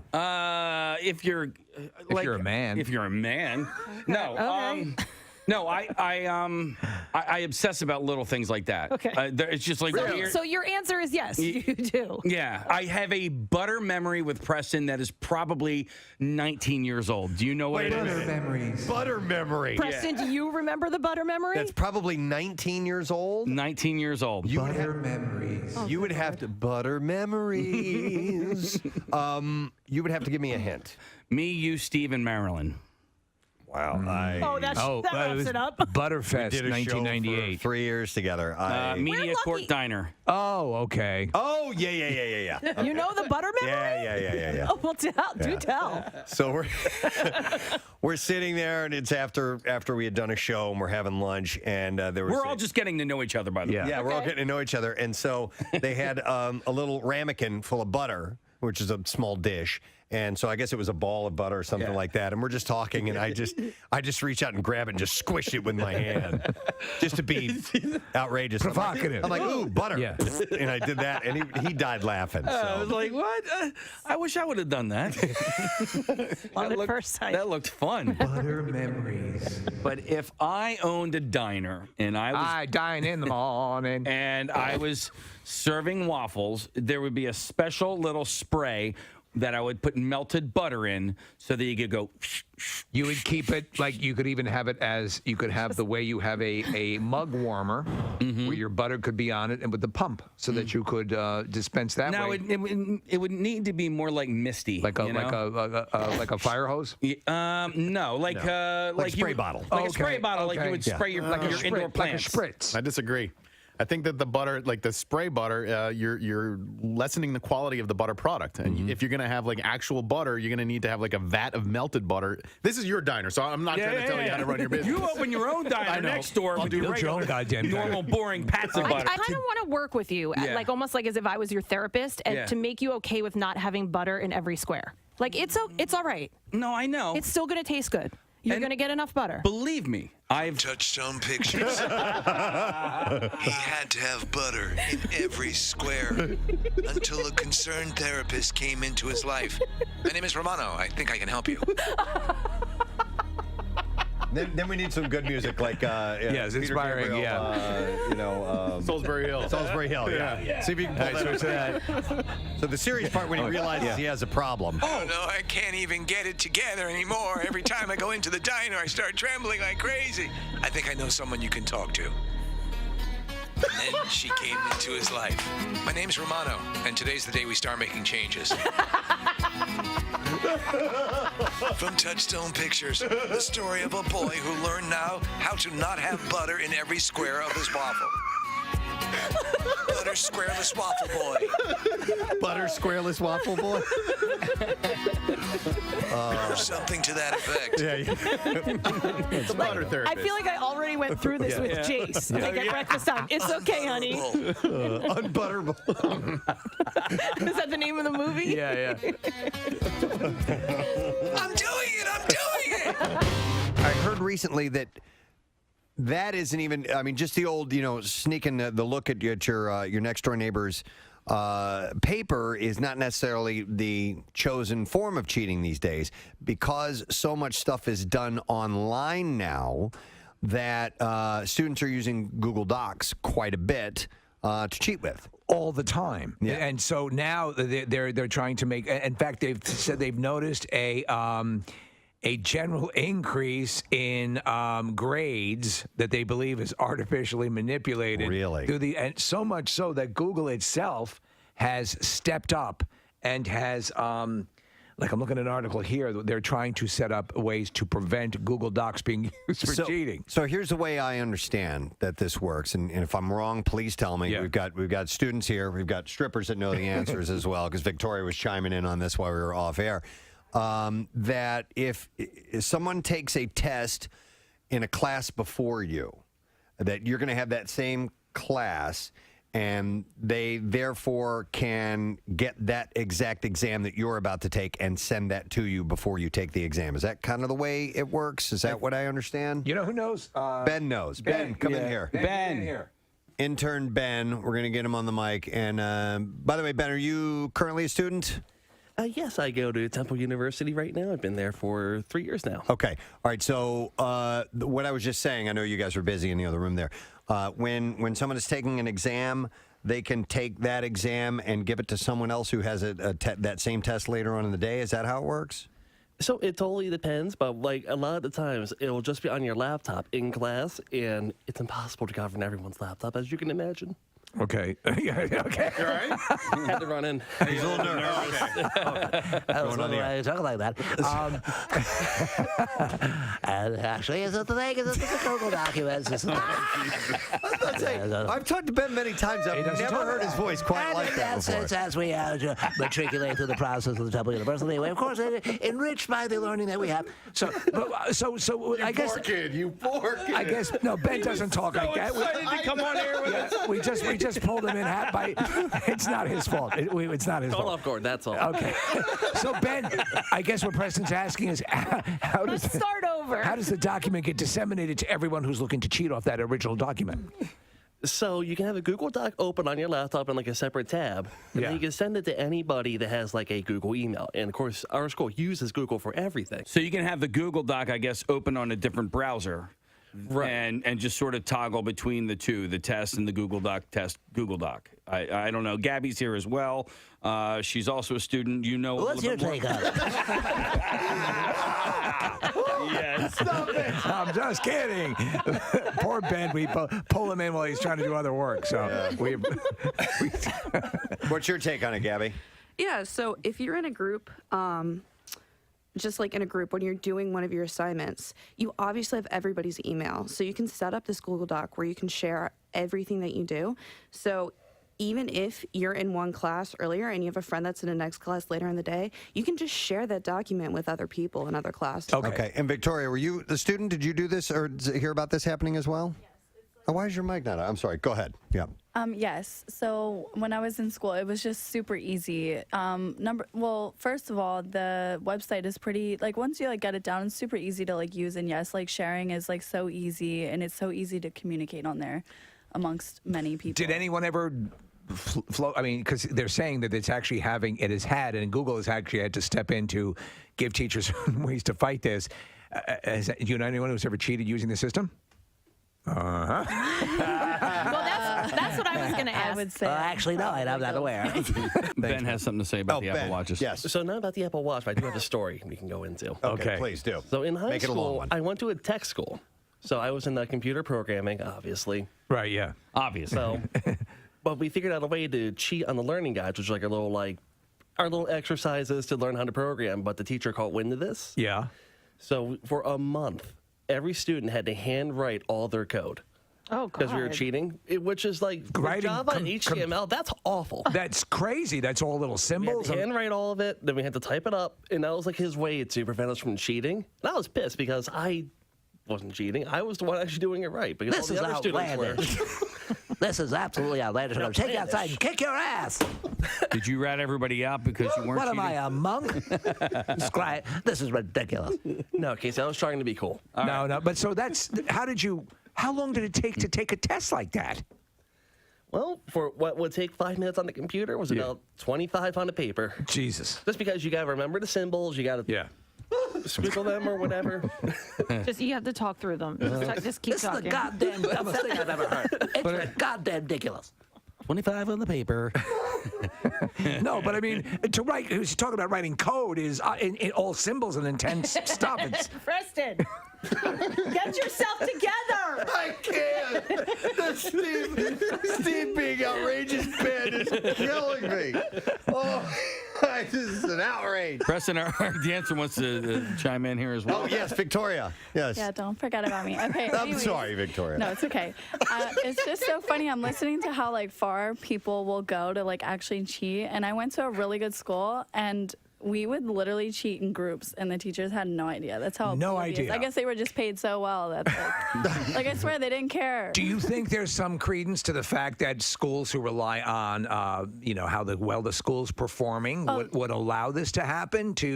I guess to keep up with their the reviews standard and or stuff like whatever. that? Yeah. It's I mean, I conceivable. went to a really good school, so I guess high test scores were super important. So it's plausible deniability, right? That you can say, okay, they're just getting good grades. And what's funny enough, in 9th grade, I actually had a social studies teacher that would literally grade you on if he liked you or not. We would write what we had for breakfast on literally I would write the most ridiculous answers, and some of them would be right and some of them would be wrong. I swear this man graded you on whether he liked you or not, or maybe your outfit that day. I swear I bet he you didn't did care. very well. Yes, being stunningly gorgeous helps too. I passed, by the way. And he It's gotta be passed. so He hard. was a G. He was awesome. What's going on over here? Just because she's super hot, she passes? I'm here writing goddamn code. My fingers are falling off. She talks about having egos and she gets an A+. You're a good sport, Ben. And that was an outrage, frankly. Goddamn, says I have a rheumatoid arthritis writing all this code. And over here, she says she had a Pop-Tart for breakfast. She has an A+. I love when you threaten to kick their ass. Outside now, I'm going to put my foot so far up your ass, you're going to see my big toe coming out your nose. Oh, my God. All right, we have to wrap this up. Oh, we do? Okay. Yeah, all right. No.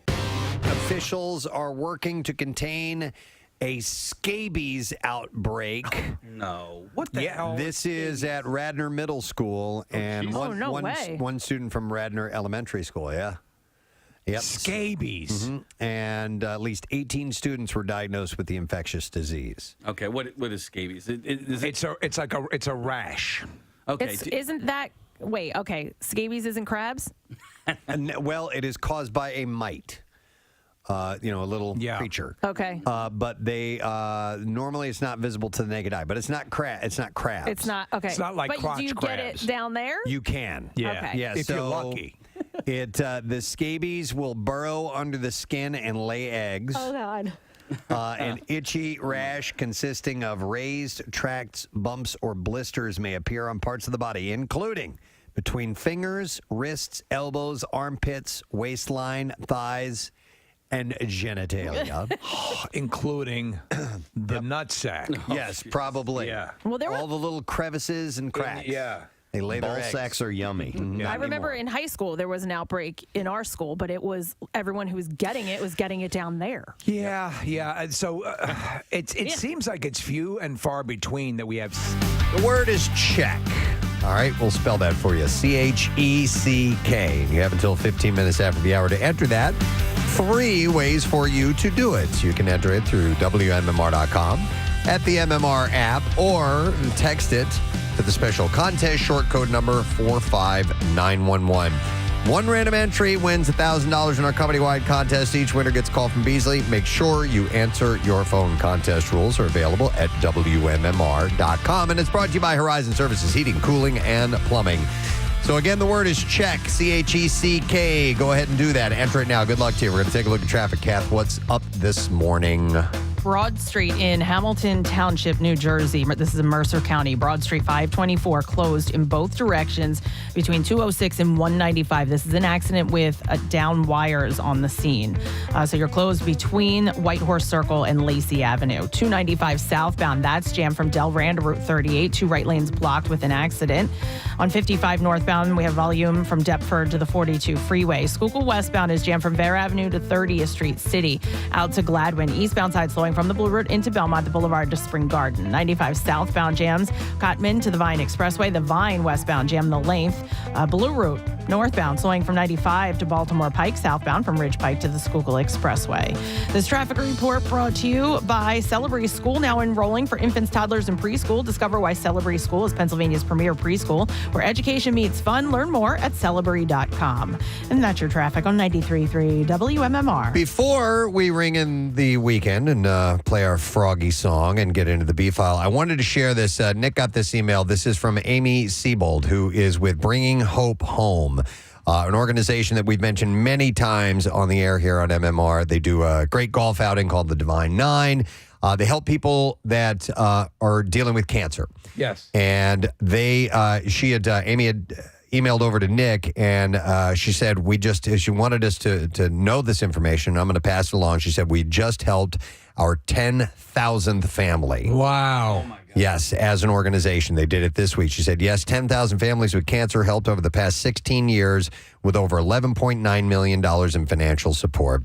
And she goes on to it's a lengthy email. It's wonderful, but I'll give you some of the highlights. She said, while we are so proud of our team and the work that we're doing, we also recognize that there are thousands of families in need each year, and we have so much more work to continue to do. We'll continue to be here as resource for these families and giving a helping hand during their cancer journey. And she said we could not provide critical financial support to families with cancer without our supporters. And you all have been a huge part of that over the years, from participating in our Divine Nine golf outing, to having us on your show to help promote our events, to always being responsive to our emails and shout outs. We appreciate you all so much. And she says, I would also like to give a special shout out to our founder and CEO Paul Eisenberg. We know that guy. He's great. Yeah. Paul lost his late wife, Nicole, to a long battle with cancer 20 years ago and was able to take something tragic and turn it into something amazing in Bringing Hope Home. Without his vision and his unwavering dedication to our mission and local families with cancer, Bringing Hope Home would not exist and would not be here to do the impactful work that we're doing on a daily basis. He truly has a heart of gold. Thank you so much for your continued support. So, is that a chart? Yeah, we want to congratulate those guys too, because that's huge. Yeah, so my family actually worked with these guys quite a bit. But prior to the pandemic, what you would do is you would adopt a family, and then you would buy Christmas presents for the family, and then you would go and deliver them.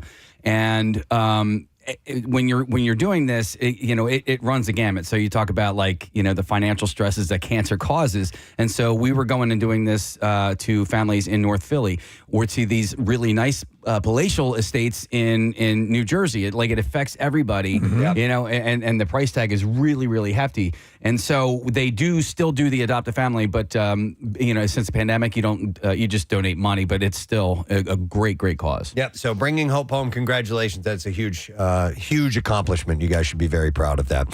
All right, we can now officially say it's Friday.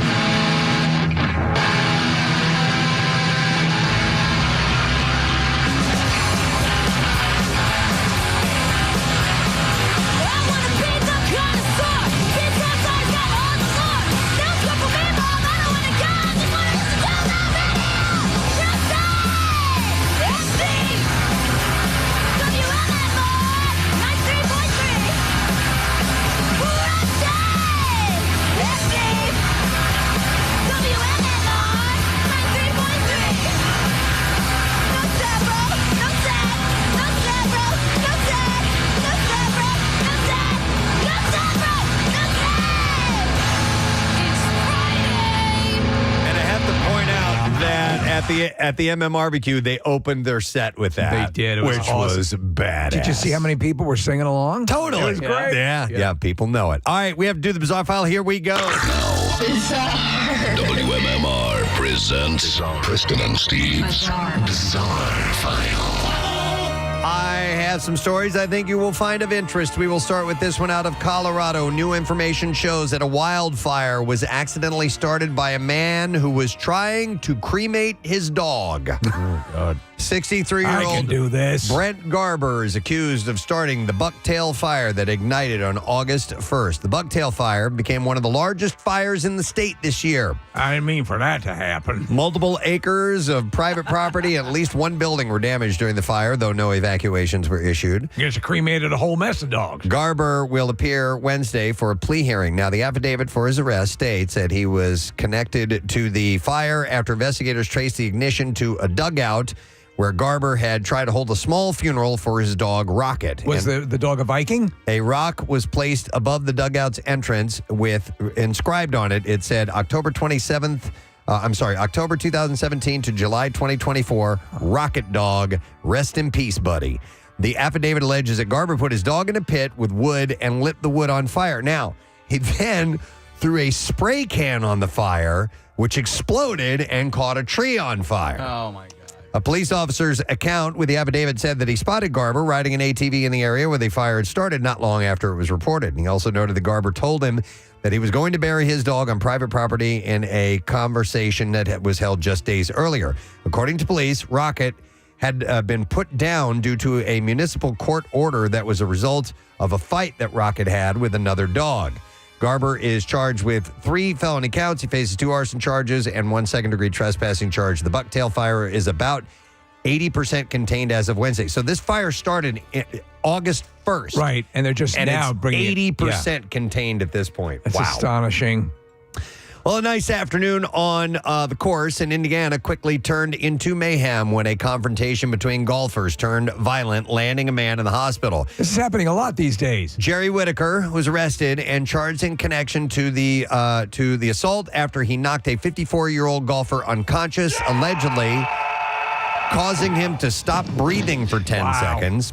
The day had taken a turn for the worse after a flurry of insults were directed at Whitaker's wife, who ran away in tears back to her group, leaving Whitaker demanding an apology and taking matters into his own hands. Now, this came after the 54-year-old man had finished playing the 9th hole at the links at Heartland Crossing on Friday afternoon. He and his group stopped at the clubhouse to order some food. And instead of stopping to order food, Whitaker's group decided to play through. The altercation erupted after the 54-year-old man became infuriated at Whitaker's group for, quote, cutting in front of him and his group of friends, claiming that it was against proper golf etiquette. It's not. You can play through. You can do that. Yes. Okay. Now, you can sometimes ask if you play through, but if somebody stopped to get food, you can jump ahead of them. The middle-aged man didn't let the incident blow over lightly, despite one of his own friends telling him that it wasn't that big a deal for the group behind them to play through. But the confrontation only escalated when the irate man confronted Whitaker's wife, telling her and her group that they were a-holes and even going as far as calling his wife the C word. Oh, my God. Mm-hmm.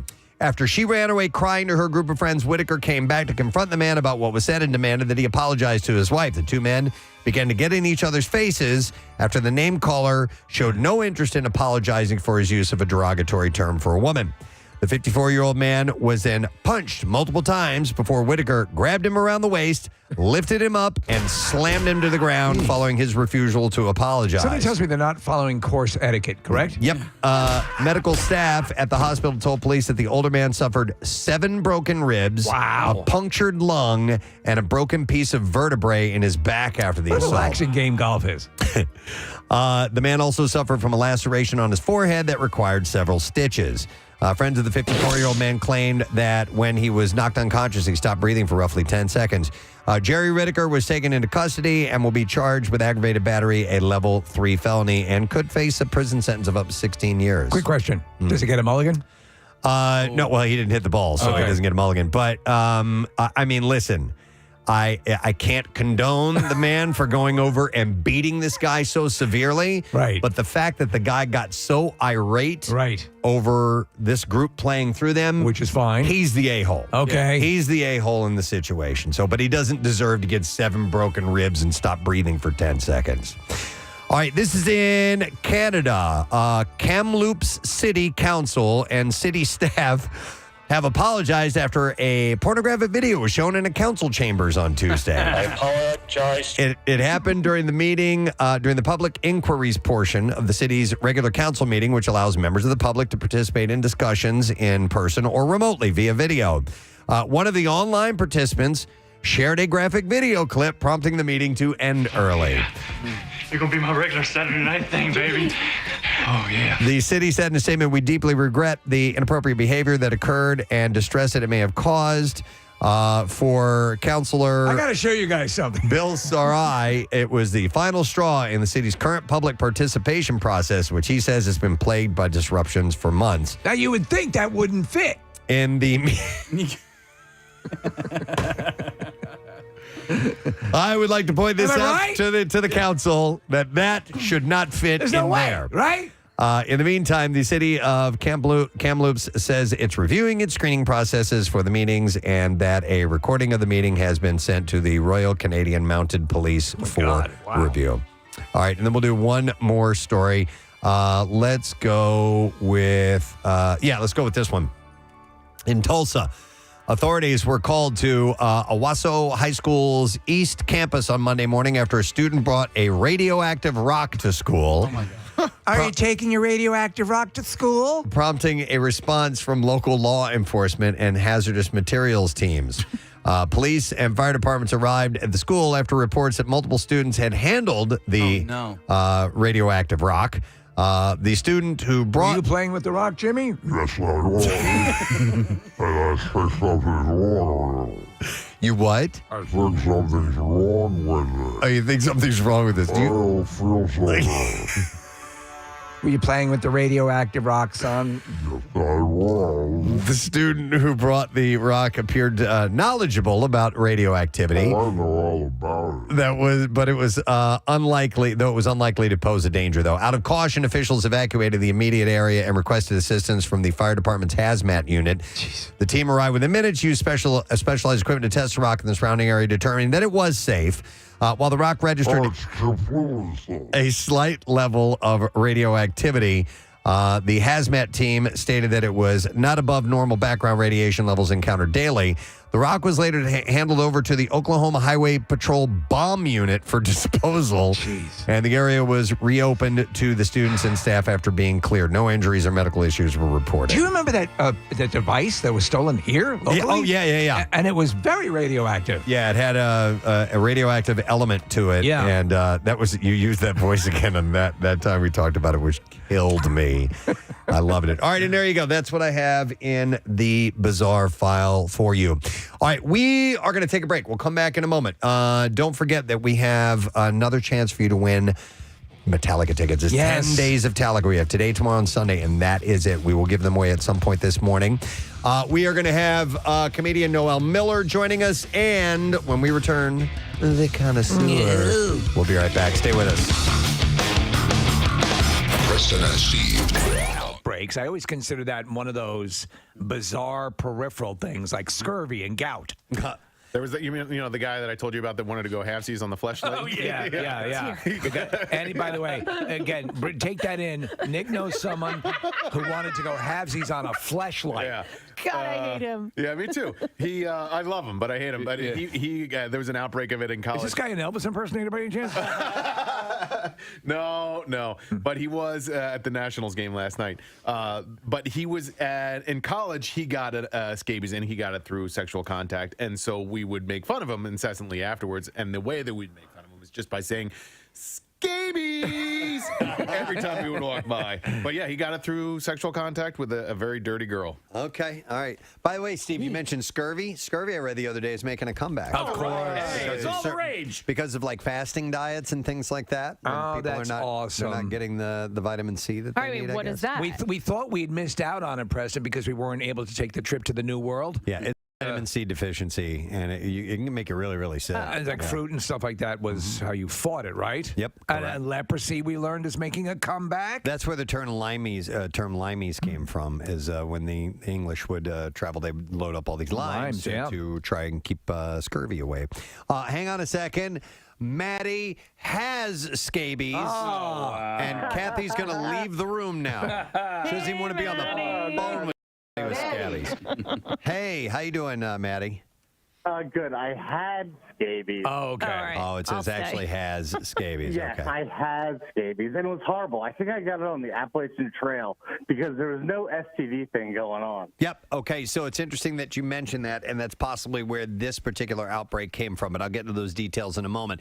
How bad did it get for you? It was horrible, dude. Every fold in your skin on your body, they burrow into and they lay eggs, and there's these little tunnels. It's horrible. And You're laughing as you're talking about scabies tunnels.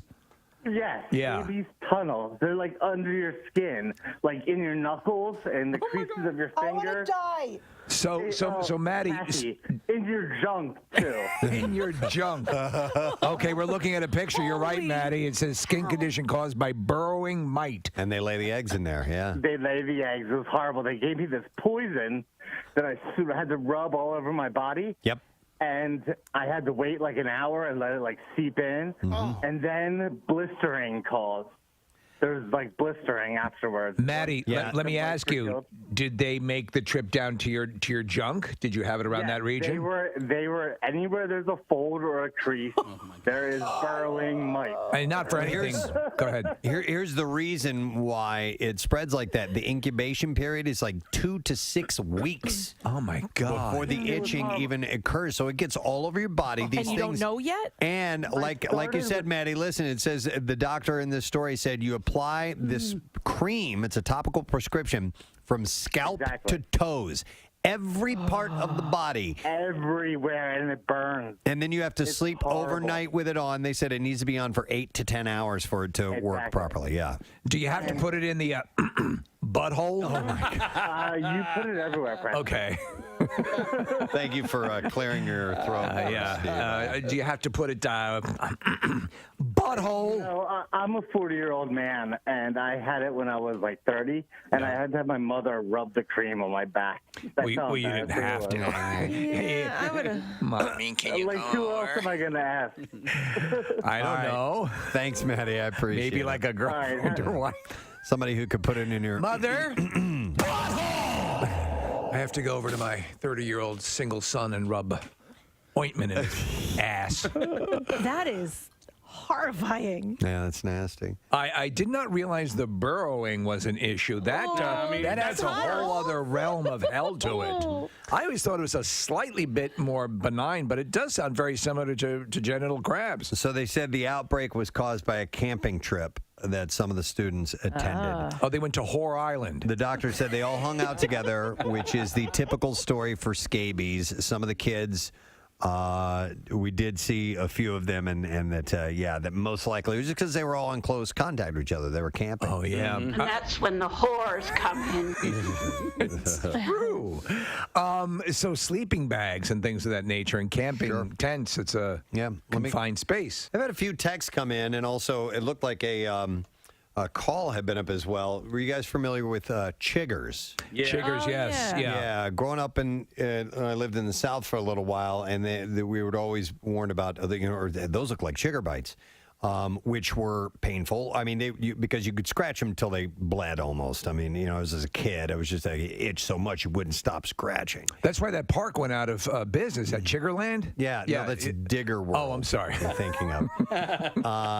But anyhow, I don't know if they're the same. They're related, I guess. Are they? Yeah, they're also mites. They're just different kind of mites. Chiggers, I always assumed were a little bit bigger. I don't know. Mites, I guess, you can't really see them. No, these ones are called trombiculid mites. Okay. Which are different than the scabies mites. By the way, there are little creatures all over your body all the time, Kathy. I plan on it. Oh, stop it. Like in your hair follicles. Constantly. Crawling in and out of all sorts of orifices. No, not mine. And then, of course, they have to defecate. Right. I mean, they are alive. I mean, and so all over your body, there's little recesses where they're crapping. All right. and then having sex. Interesting. In your own body. Growing up, my dogs would get fleas all the time. Yeah. And it's never been an That's issue from sleeping with dirty dogs. No, but I mean, it's kind of an invasive species. It's incredibly invasive. And once you get it in the house, we it's had to a have our bitch. house bombed a couple of times. And because, my one dog, he would just kind of like hop the fence and run the neighborhood. So I don't know where you pick up fleas. Where do you? Anywhere. Any street corner. Yeah. You should dress like slutty. Nothing quite like Scabby Welts, man. Yeah. That's the old bluegrass singer. His name is Scabby Welts, and he sold more records in Pakistan than Slim Whitman. Hi, I'm Scabby Welts. It's great here to provide you folks with music. Music that'll make you want to scratch. He and Boxcar Willie went out on tour together. So, But he died of scratching himself to death. yeah. Scabby Welds. You remember Scabby? Yeah. From the good old Order days. now and get a second collection from Pussy Fistula. Oh, my God. Let's see if we can get an answer to our stupid question. Wow. I don't know who's on the phone. I don't know what they have to say. So I think our phone screener's messed up here. So This is Guess the Caller Wednesdays, Preston. It's a new thing. Okay. Hang on now. My phone lines aren't even lit up. I gotta. Okay. Casey has to do what's called retake the board. You need It's a gun? No, it's a little step process where he has to hit a few buttons and can I try it? Go All for right, it. let me see here. for it. No, that doesn't work. It doesn't work. So now he's got to do Is this because of cleaning? Of course it is. Oh, it is. You touched something. I didn't do the board. Try now, bro. All right. Hi. No. It shows that somebody has them on the line right now. Did Bill Weston do the board? No, Hey, Casey, Robin did the board. Can you talk to them through that? Yeah, I can. Okay, Casey's going to interpret. Ask the person who's on the phone. Hey, WMMR, who's this? John, how you doing, bro? What's your All right. answer, man? What's the question? Ask John. So the angles in a triangle add up to how many degrees? Yeah, how many degrees, bro? Bro. He says 180. Is that right? John's right. Wait, hold the earpiece up to the microphone. Yeah, let's see if we can hear this. All right. Hey, wait. I got to wait for the bells and No, whistles. you'd have to put the other one so we could hear him. Yeah, this one. Yeah, there you go. Hey, John, can you hear me? No, Casey, there. Jesus. Let me try this again. John, can you hear me? John, say something. Can you hear me? No, we can't hear him. Okay. Casey's actually holding the handset up to the microphone. He was talking, John. Can you hear I know, him? but we can't. The mic. Yeah, just barely. By the way, I think he said his name is Ken. Now, is this John or Ken? He did say Ken. That's why I wasn't answering. All right, listen, Ken. Sammy's got to go. We gotta go. You won. Oh dear God. All right. Give him this goddamn prize. So the answer is 180 degrees. All right. I think we have it. I think it's I have fixed no now. empathy. Hold I on. have no Wait. No, it's not. I just hit the button and nothing happened. It's not. That sucks. It's not working, Case. Great. We were going to play the whoosh. Oh, jeez. Nothing is working. How did they clean the board with a hammer? No, we use Q-tips. Q-tips attached We to hammers? specifically didn't hit any buttons or unplug anything. Or you did. Or it push did. buttons totally did. and had lesbian love on the board. Casey's trying to fix this so that we can hear that wonderful sound effect, but it's going to take a little while, so I'll move on. I bet you other shows can play woot woot. Okay, now the board just disappeared on me. Everything's shut down. I wonder if we're even on the air. Are we on the air right now? Oh, no.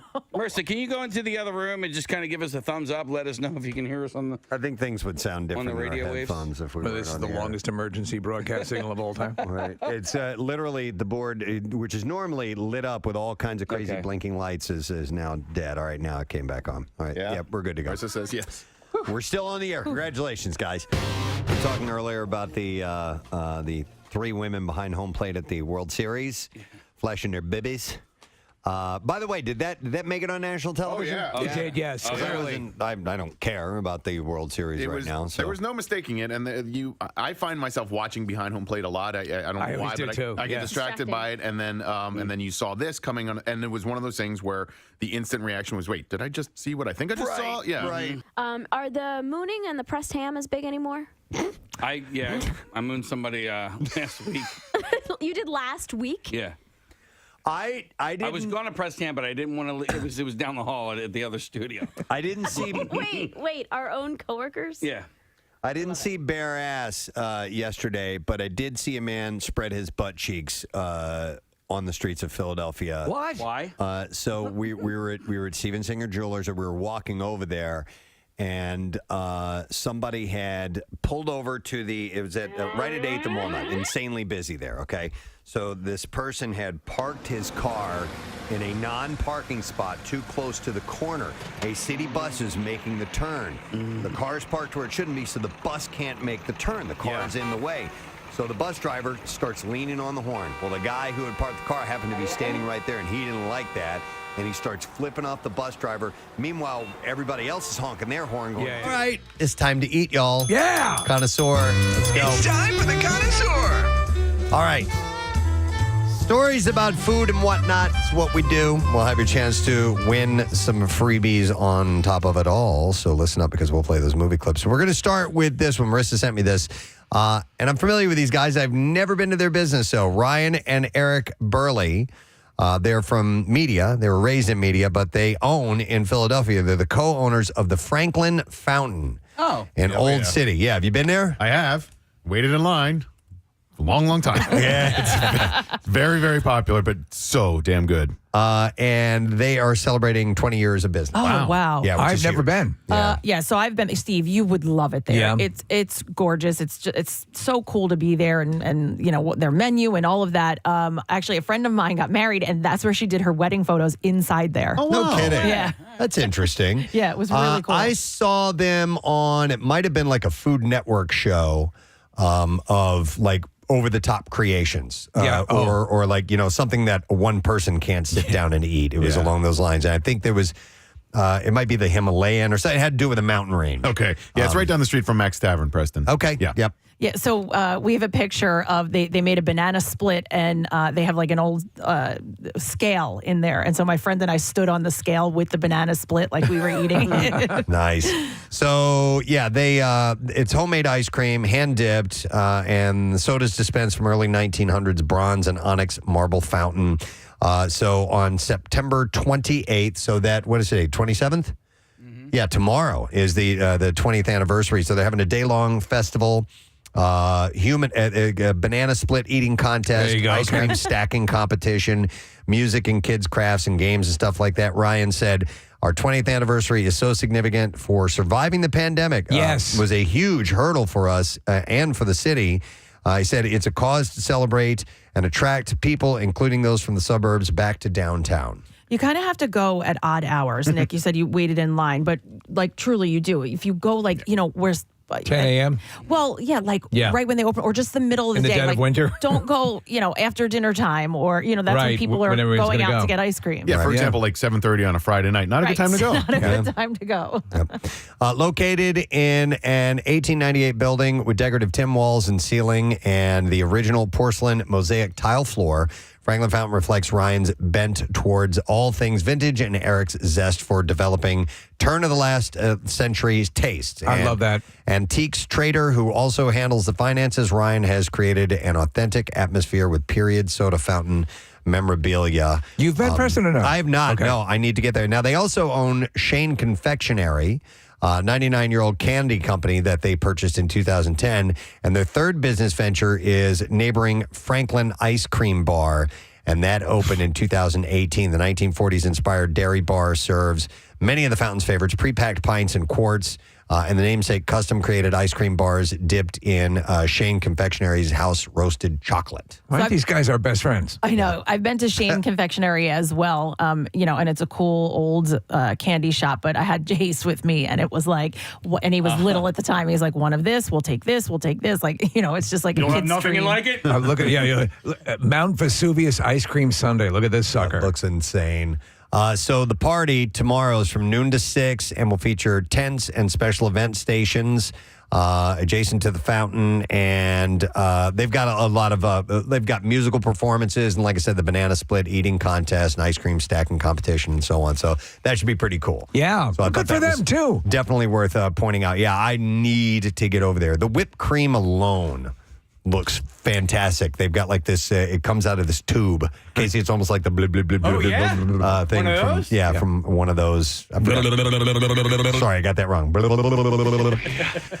is something you have to visit, though. Like, you guys know me and how much I love the city, but this is, you have to go here. I do. All right, so let's start giving some stuff away. We have movie clips that are centered around food, and if you can identify what movie the clip is from, it's food or drink, by the way, you win a prize. So let's get our first one. Let's see what this is. J&B straight and a Corona. Would you like to hear the double absolute martini? Yes, sir. Would you like to hear the specials? Not if you want to keep your spleen. All right, 215-263-WMMR. Let's see if you know what movie that's from. Order up. All right, since that clip is about cocktails, I'm going to throw this, and since it's Friday as well, there's a good chance that a bunch of you will unwind this weekend with a drink or two. Kathy's drinking right now. New research reveals the most popular cocktails across the country by state. Oh. Interesting. And so this was Delish and Google Trends partnered to pinpoint the most popular drinks. All right, so this is cocktail. This is not like beers and wines. Nope, these are just cocktails. And the results show we're pretty fond of the same classic libations. In 48 states, the most searched cocktail is one of only 3 drinks. Now, I mentioned margarita earlier, so you know that's one of them. It's got to be. What do you think the other 2 might be? I have a guess. Okay, go ahead. Bloody Mary. Not a Bloody Mary. Martini? No. Yes, martini. Good guess. And then the last one. Old fashioned. Very good, Casey. Oh, Those are wow. the 3 most And I wasn't popular peeking. drinks in America. So margarita, martini, and old fashioned. And it's the 3, like, what you would consider most popular liquors used. They're also, Tequila, vodka, they're also whiskey. versatile drinks, right? I mean, it was like the espresso martini and all the different, And different variations. And the traditional of all of them, like, is if you get a good one, it's, perfect. Yeah, like of those, it depends on what's going on. I go back and forth between margarita and old fashioned. I love old fashions. They're fantastic. What is in an old fashioned? So it's whiskey, it's bitters, simple syrup, and sometimes muddled fruit. It'll have an orange component to it. And it's fantastic. It's classic, it's simple, and it is so yummy. So the margarita Red Thunderbird is the top. It wins in 32 states. The margarita, most popular cocktail pretty much across the country. Now, none of those states are, is Pennsylvania included in that? Hang on a second here. I don't see PA. I thought it was. Just New Jersey, Pennsylvania, right here. In 9 states. In 9 states. I don't see. Oh, and Pennsylvania. Okay, so in New Jersey, Delaware, and Pennsylvania, the martini is the most popular cocktail, right? And then the old-fashioned is third. Only 7 states is it the most popular, and that's Alaska, Idaho, Minnesota, Montana, South Dakota, Wisconsin, and West Virginia. If you were to make a fartini, what would be in that? Fartini. Methane. Okay, yeah. Yeah, I think so. Kath, what outside of the classic margarita, what if you're reading descriptions, what'll make you go, yeah? Oh, okay, yeah. Alcohol. Yeah, it was like really the tequila, the brand of tequila. Strawberry and watermelon. Okay. I'm in. All right.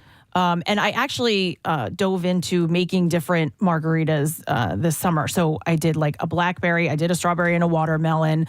What else was there? Did you have a little lab going? The one that I would, the ingredient that I would see is mango would make me go, yep, gotta have one of those. Yeah. Yep. Are you going to pursue your, you talked about having the desire to maybe get a little mixology under your have belt. been. So I've been learning the classic drinks. And how to make them. Like Old Mr. Boston? What's interesting is the classic drinks have fewer ingredients than you think. A margarita is really easy to make. It's tequila, lime juice, a little bit of Cointreau if you want that in there. If you want it a little sweeter, then maybe a little simple syrup, and then some salt on the rim, and that's it, man. I mean, it's just like literally 2 ounces of tequila, a half of a lime squeeze. Right. And just a little splash of Cointreau, and that's it. That's a margarita. Well, yeah, and that's the thing. You have to get your ratio right and how you like, how you like to drink it. So I have a question. I was looking up Halloween margaritas the other day. I'm going to make them. Okay, I got the dark purple. Spooky. I got the dark purple rim for the glass. But I was thinking either of doing blackberry because that'll turn the margarita kind of like a purpley color, or I was looking into making it black, and they said to use activated charcoal, but I can't figure out, like, you have to get a food grade, and I can't figure out like what exactly to buy. Why not just use black food coloring? No, because it doesn't have flavor.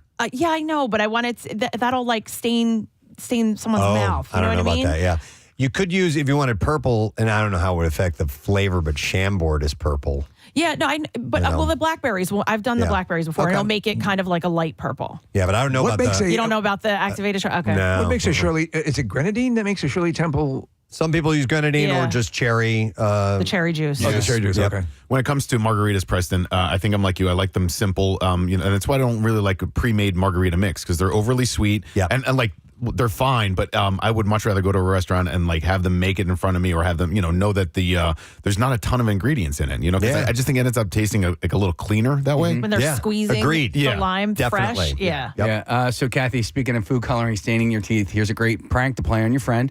If they're drinking out of a green beer bottle, what you do is you take green food coloring, and when they're not looking, you put that into their beer because they won't even taste it, and they will have no clue that their teeth and lips are all green. Press, remember at the MM barbecue, there was a kid who had, I think it was the, Oh, yeah, like, yeah, blue, yeah. and you were Yeah. like, did you eat something blue? And he was like, yeah. Like, no. Oh my God. And yeah, so Steve, I'm trying to learn the simple one. So a martini is easy to make, and the latest that I've been diving into are whiskey sours, which are incredibly easy to make and super duper yummy. So I'm trying to expand my knowledge on how to create these drinks. Yeah, there's a science to it. Yeah, absolutely. All right, let's see if somebody knows what movie this clip is from. J&B straight and a Corona. Would you like to hear the double absolute martini? Yes, sir. Would you like to hear the specials? Not if you want to keep your spleen. All right, we will go to Ryan, see if he knows the answer to that. Ryan, morning, bud. Good morning, you guys. Good morning to see you, Ryan. What movie is that? That'd be one of my all-time favorites, American Psycho. Correct. American Psycho. Great movie. Case, what are we going to give him? We are going to hook you up with a $50 Dunkin' gift card. National Coffee Day is this Sunday, September 29th, and Dunkin' Rewards members can get a free medium hot or iced coffee with any purchase. You can enjoy Dunkin's all-new fall menu and seasonal coffee flavors, including the fan-favorite coffee swirl flavors, pumpkin, nutty pumpkin, and the newest addition to the fall menu, almond spice. All right, almond? Yeah. All right. Don't just stare at it, eat it. Here's our next movie clip. Let's see if you know what this one is from. I was born in 2027. After the corn syrup droughts, after the bandwidth riots, after people stopped trying to fix problems and just tried to outlive them. All right, 215-263-WMMR. Let's see if you know the answer. Order up. So Hooters is the latest restaurant chain facing financial problems. Bosses at the chain are in urgent talks with lenders and advisors as the popular chain tries to address $300 million of debts. Wow. Yeah, earlier this year. Those push-up bras are expensive. This year, Hooters shuttered around 40 underperforming restaurants, including locations in Florida, Kentucky, Rhode Island, Texas, and Virginia, as it bid to cut costs. But debts are mounting and more drastic action is needed for the 41-year-old brand. If Hooters can't refinance its debt, it would have to consider bankruptcy and more closures. Do you remember the height of their popularity? There was a Hooters airline. Oh, yeah. Yeah. They flew into Atlantic City. Yep. If I remember correctly. Absolutely, yeah. Our friend Brittany was part of all of that. And she flew on it. She was huge within the organization. In fact, she ran kind of what was their island retreat or Yes, that's right. I wonder if that's what led them to these financial dire straits where they tried to become something that they were not. It can happen. Yeah. It can if you start to if the brand gets so big and then you go outside of really your lane, it can cost. By the way, did you see that Brittany's having another baby? No. Yeah. Okay. That's awesome. Hooters is blaming the rising cost of rent and food and customers eating out less. Bloomberg says that Hooters is seeking guidance from accordion partners and law firm Ropes and Gray to navigate the financial challenges and address the mounting debt. Aren't there just better options at this point? Like, have they progressed with their menu, or is it still the same? Wings. Here's a hybrid you could do. How about Hooters Grubhub, where you have they deliver those hot women? Yeah, deliver stuff. It's an interesting idea. Yeah, kill both of those issues. Hooters, owned by private equity since 2019, has about $300 million in bonds that need to be repaid. They now have about 300 restaurants globally after the closure this year, and that's down from 333 in 2018. Rivals Dave & Buster's, Miller's Ale House, and Twin Peaks have all slightly upped their restaurant count, so they're actually doing well. So, what about the Sweaty Clam? At the time, no, there's only one location. It's next to the Harry Donut. At the time of the closure in the summer, Hooters was not thought to be in as dire financial situation as Red Lobster, which now has emerged from Chapter 11 bankruptcy. Oh, they have? You can come back from it. Yeah. Sometimes it absolutely works. It's not always a sign that things are going away for good. When I hear Hooters, the first thing I think of is that semi-submerged Hooters on Delaware Ave. You remember that boat? Yeah. And forever was half sunk. It was just in my mind. Whenever I hear Hooters, I think of Big Daddy. Me too. Hooters. Yeah, and all of that. What are you doing? You going to get some chicken wings? Is that what you're going to have? Well, and he just tortures her that she worked all there. the time. Yeah. You know what's oddly still popular in the Seattle area are these bikini barista places. Yes. And so like you No go in kidding. and they're very small coffee shops, and you're served they're drive-throughs, and you're served by they're quote unquote restaurants. So they're like Hooters, but they're coffee shops, and they do really really well. Maybe like if you're talking about the rent issue or whatever with Hooters, Preston, they're tiny, so they probably just don't have to as much rental. They're all drive-through, are they expenses. not, Nick? They're all drive-through, and they're all staffed by hot chicks. Do you know it's also doing well? The bikini funeral homes. Wow. Yeah, it's weird. It just you wouldn't think, but seems actually to be diametrically opposed. it works. But somehow awake is more pleasant. All right, let's see if somebody knows what movie this is from. I was born in 2027.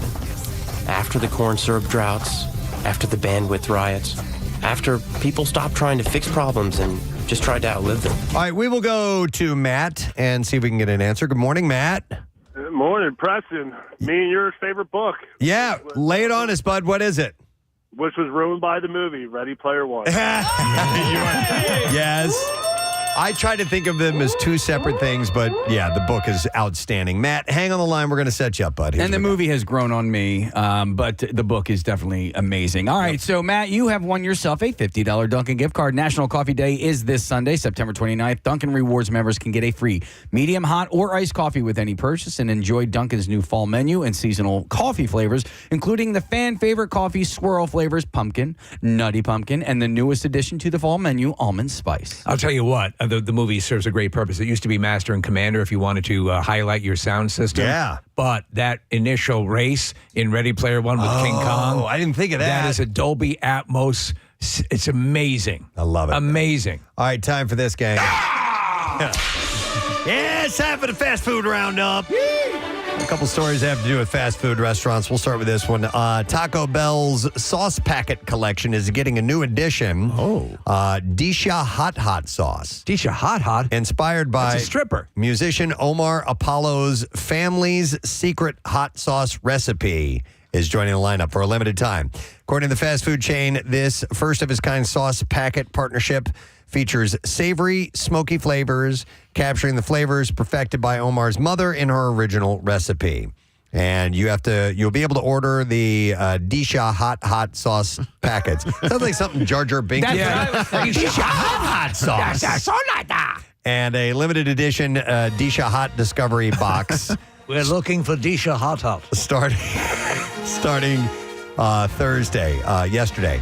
But Taco Bell Rewards members said These are not the sauces you're looking for. got early access. Now, here's another fast food story. For a limited time on Chick-fil-A's fall menu is the honey pepper pimento chicken sandwich, of course, and the fan favorite will also be sold separately as a side now. We need someone who can smuggle waffle fries. As a side? Yeah, I think just the pimento cheese. Oh. Yeah, so the pimento cheese, it was previously only available on the sandwich, much to the disappointment of those who wanted more pimento. The bad news is it's only around until supplies run out. So if you want to get a container for yourself, you may not want to wait. But you can buy pimento cheese at the grocery store too, by the way. And it's good. I like it. You had the sandwich, right? I did. I went there last week or 2 weeks ago with Chuck. It's awesome. It's nice. so good. I didn't know you could buy pimento. And what is a pimento, by the way? A pimento is a roasted red pepper. It's a little sliver of roasted That's what red I thought. pepper. That's what goes in the olives. Yeah. Now I need to see how that is made. Because I would imagine people aren't they're not having How they get them in the hole? Yeah. I don't know. How do you get that in the hole? All right, one more fast food story. This year's 25th anniversary of SpongeBob SquarePants, and Wendy's is celebrating with a new menu item, items inspired by the series. There's an Instagram account that shares food news, and the fast food chain is launching a pineapple under the sea Frosty. That's starting October 8th. That sounds pretty good. It's a limited time, and it will put a tropical twist on the classical vanilla Frosty by adding a sweet pineapple mango puree. And they are also reportedly introducing a Krabby Patty collab meal, which includes a Krabby Patty burger, fries, and the pineapple under the sea Frosty. Was there association with SpongeBob before with Wendy's? I don't think so. I'd never heard of that before. I think I mentioned on the People That Fed America, that History Channel series, that the Ray Kroc's plan before the Filet-O-Fish, which is supposed to be the Good Friday, Catholics can't eat on Friday. His original idea, which he thought was going to be a home run, was a pineapple sliver as the burger. Oh. Yeah, and they actually had sandwiches made, and they started rolling them out. Oddly enough, they didn't sell well. Yeah. Preston, cartoon hamburgers. What would you prefer, the Krabby Patty or a Wimpy's burger? I was always a Wimpy's fan. Right? Yeah, they always look really good. Are there any other? I'm racking my brain. Hamburgers. I mean, because listen, you could probably go with like any of the Dagwoods that they made on Scooby Doo or whatever. But I'm talking specifically hamburgers. There's Bob's Burgers, which I didn't watch the show. I didn't watch it. They were on the Wimpy level. They were that style. As rendered by the artist, they look more like that as opposed to the Krabby Patty. Nick, probably have to go Krabby Patty. Your brain, I can. Well, no, I was thinking of Bob's Burgers. They're not very appealing looking, despite the comedy of that show. I don't really want to try any of those burgers. I think I'm going Krabby Patty. Yeah. All right, well, discuss, because we got to get a winner for this particular clip. We need to find out if you know what movie this is from. Here we go. Wait a minute. We didn't. Did we already get a winner? Did we play another clip or no? We didn't play another clip. We just went straight into the fast food roundup. That's what happened. I have a breach of etiquette protocol here. All right, you jumped right to Triple Dog Dinner. What movie is this from? I don't know why they call this stuff hamburger helper. It does just fine by itself, huh? I like it better than tuna helper myself. Don't you, Clark?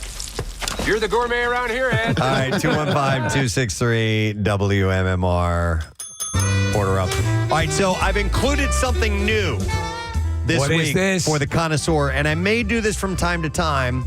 It's a food origin story. Oh. The origin of various foods? Yeah, so we did a deep dive on milkshakes last week. We did. I'm going to dive into Doritos for a moment. You mentioned this earlier. I recently saw a short, I wouldn't call it a documentary, but it revealed the secrets behind how the Dorito was born. And it's interesting because it has ties to Disneyland. So most people go to Disneyland for Is there a mouse in that? And the characters, but there's also the food. Disney has been the place where some iconic foods like Doritos have been created. Didn't know that. The food that we know as Doritos was first served at a single location inside Disneyland almost by accident before it was realized that the chips could be mass-produced and sold to the world. Here's the story. When Disneyland opened in 1955, every single food and drink location was run by an outside company who leased the space in the park from Disney. 2 months after Disney opened, the Frito-Lay company opened Casa de Fritos. It serves simple Mexican food like rice and beans, tamales, and enchiladas, as well as a taco in a teacup is what they called it, which was essentially a small taco salad. Now, while Frito-Lay ran a location and provided the Frito chips, the other ingredients all came from a local supplier called Alex Foods, which also was responsible for several other restaurants at Disneyland. And it was a salesman from Alex Foods, they don't know who he is, they've lost his name over time, reportedly visited Casa de Fritos one day, and he saw firsthand just how many tortillas were getting thrown away, tossed into the trash every single day, like loads of them. So the salesman's suggestion was, rather than throw them out, he thought the location should cut them up, fry them, and then serve them to the customers. And the original Dorito was born, but it had no flavoring at that time.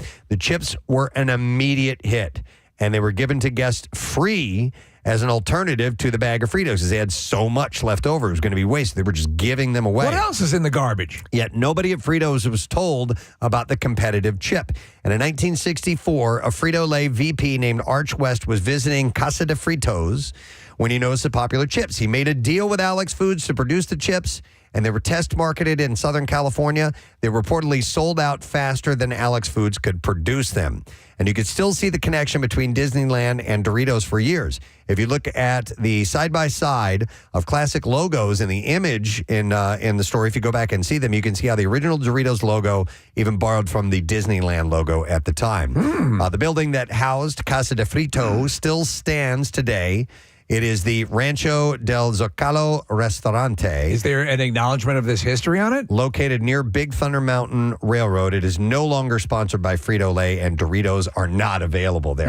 But that is how you got Doritos. That's been a huge money earner in snack food. And they're also, they're getting what's the word I'm looking for? Like the taquitos Takis were and so now Doritos has their answer for Takis as well. Okay. I'm going to go on record as saying back in the early 90s, Doritos had the flavor Sausalito. That was the greatest flavor of Dorito chip that they ever created. Sausalito? Sausalito.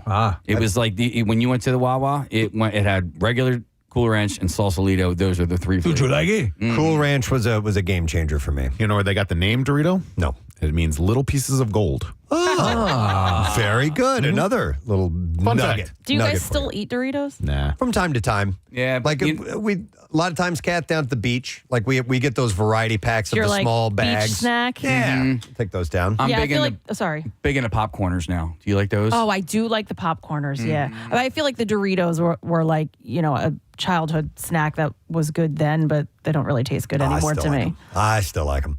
All right, let's see if you know what movie this clip is from. I don't know why they call this stuff hamburger helper. It does just fine by itself, huh? I like it better than tuna helper myself. Don't you, Clark?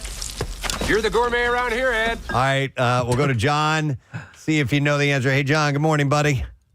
Good day to you. Good day, sir. All right, what movie is that from, sir? Eddie from Vacation. We'll take Vacation. Yeah. National Lampoon's Vacation is correct, and you're a winner. Here we go. John, you got a pair of tickets to a Feast of the Senses this Sunday at Ardmore Music Hall, a 4-course dinner from top Philly chefs Randy Rucker of River Twice and Little Water and Eli Collins of A Kitchen. It's A Kitchen, right? Okay.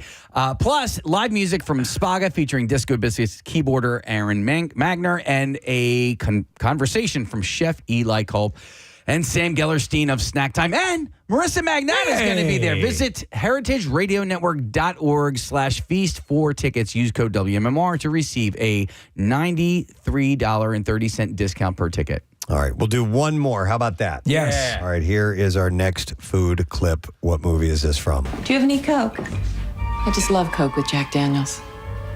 Got a Pepsi in the fridge. Oh, it's not really the same thing now, is it? All right, 215-263-WMMR. Call if you know the answer. Order up. Okay, since this is the last one, I have 2 stories here left. I'm going to let you guys choose. You want to hear a story about Olive Garden or the world's oldest cheese? Olive Garden or the world's oldest cheese? You want to take it, Kathy? I would go Olive Garden. I want to vote. Okay. All right. I'm voting Olive Garden. Okay. I vote cheese. All right, Steve? I'm kind of feeling Olive Garden. All right, Case? Oh, man. I'm going to go Olive Garden. Okay. All right. It's Olive Garden. Yeah. I really want I'll tell you the cheese story off the air. Meet me in the bathroom. Olive Garden is set to bring back 2 fan favorite menu items as the chain battles falling sales. The Italian chain with 900 locations will soon offer steak, gorgonzola alfredo, and stuffed chicken marsala again. Hey! Both items It's like being in Naples. were axed during Oh, my God. Did I jump into some sort of teleportation device? I feel like I'm in Italy. both items were axed during the pandemic when menus were simplified, and they will now return with higher quality ingredients. I think Olive Garden gets crapped on unnecessarily. I think they have some really good stuff. Their lasagna... Yeah, Case, you with the Sausalito? I'm going to go on record. Yeah? Some of my favorite lasagna is Olive Garden lasagna. kidding. Yeah, absolutely. When the return of the 2 items was announced at a conference for general managers in August, the news was met with tremendous applause. The move comes after disappointing financial results for the chain in the third quarter, with same-store sales dropping almost 3% in the period. Foot traffic was also down, dropping off after 4th of July celebrations, and overall visitors declined 5% year over year. Bosses blamed the poor results on weather, a rise in COVID cases, the Olympics, and political upheaval. Olympics always kills Italian food. Every Italian restaurant braces for the Olympics because it's always going to impact them negatively. You know it's coming. That one confuses me. Don't worry about making extra spaghetti. The Olympics is on. Yeah. As well as revamping its fan favorite items, the chain is extending its never-ending possible promotion for a further 3 weeks. We're closing early today, guys. Olympics. God damn it. The Paralympics, they only take a slight dip. A little bit, yeah. Fans of the restaurant chain have long lamented that its pastas, dishes, and breadsticks were not available for delivery. I did not know that. I don't like that. But last week, it's been reported that Olive Garden is finally set to offer its food via delivery services like Uber Eats and DoorDash.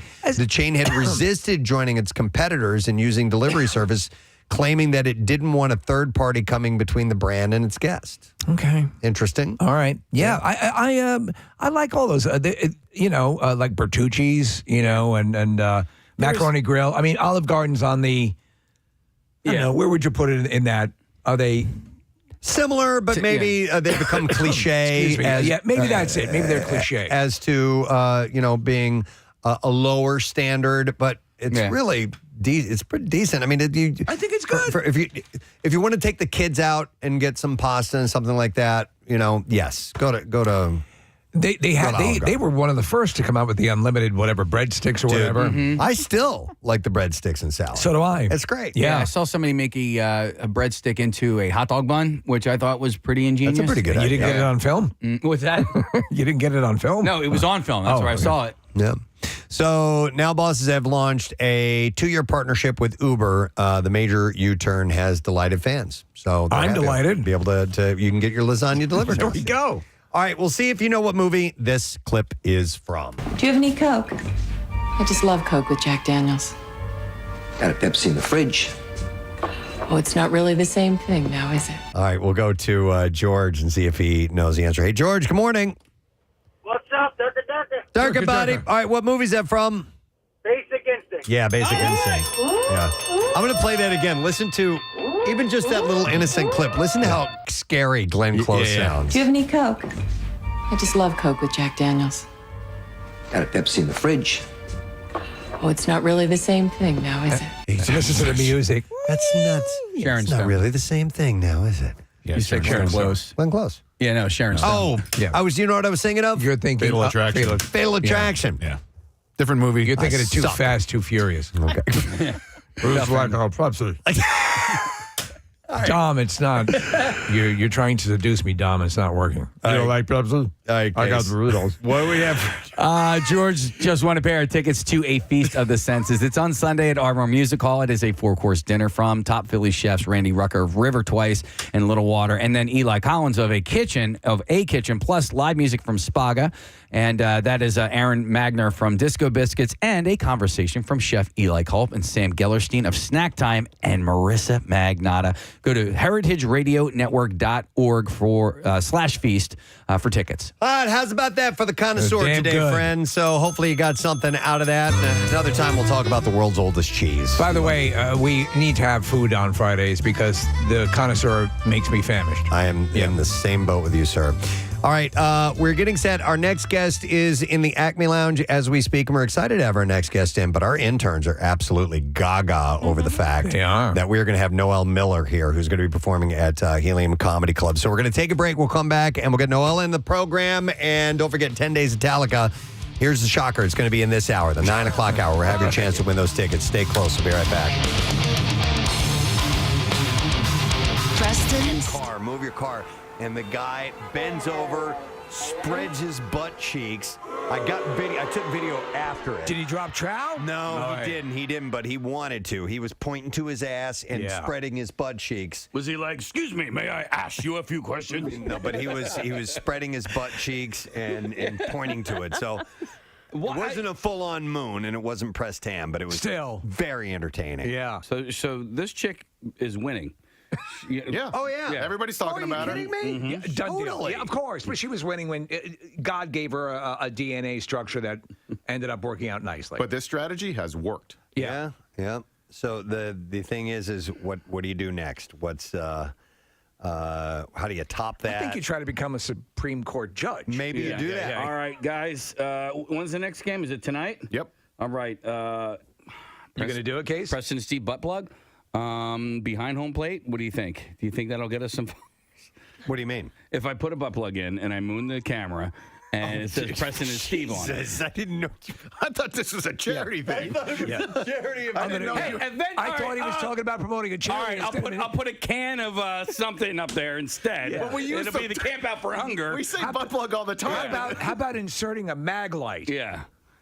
I didn't know you were going actual butt plug. No, is it Preston Steve butt? Yeah, I guess you're. No. There's a fan there putting a full police mag light into his butt.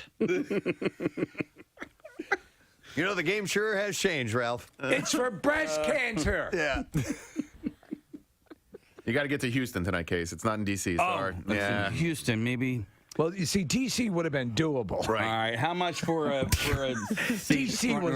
D.C. was viable, but Houston seems extraordinarily difficult. Wait, what did you say? How much for a mag light? No. How much? I may have said that. How much? No. For behind the home plate. Oh, seats. I'm sorry. Yeah. Yes, do you carry full-size mag lights like the police use? It's for my butt. You check that, or you buy it when you get to Houston? Like You can buy that when you get to Houston. What's that? Yeah. Oh, it's for breast cancer month. Yeah. Wow. No, I would do it for Camp Out for Hunger. I mean, There you go. That is the Appreciate it. obvious. Bill Abundance. Yeah. Yeah. Wow. So that way, the next time we're up at the award show in Washington. Right.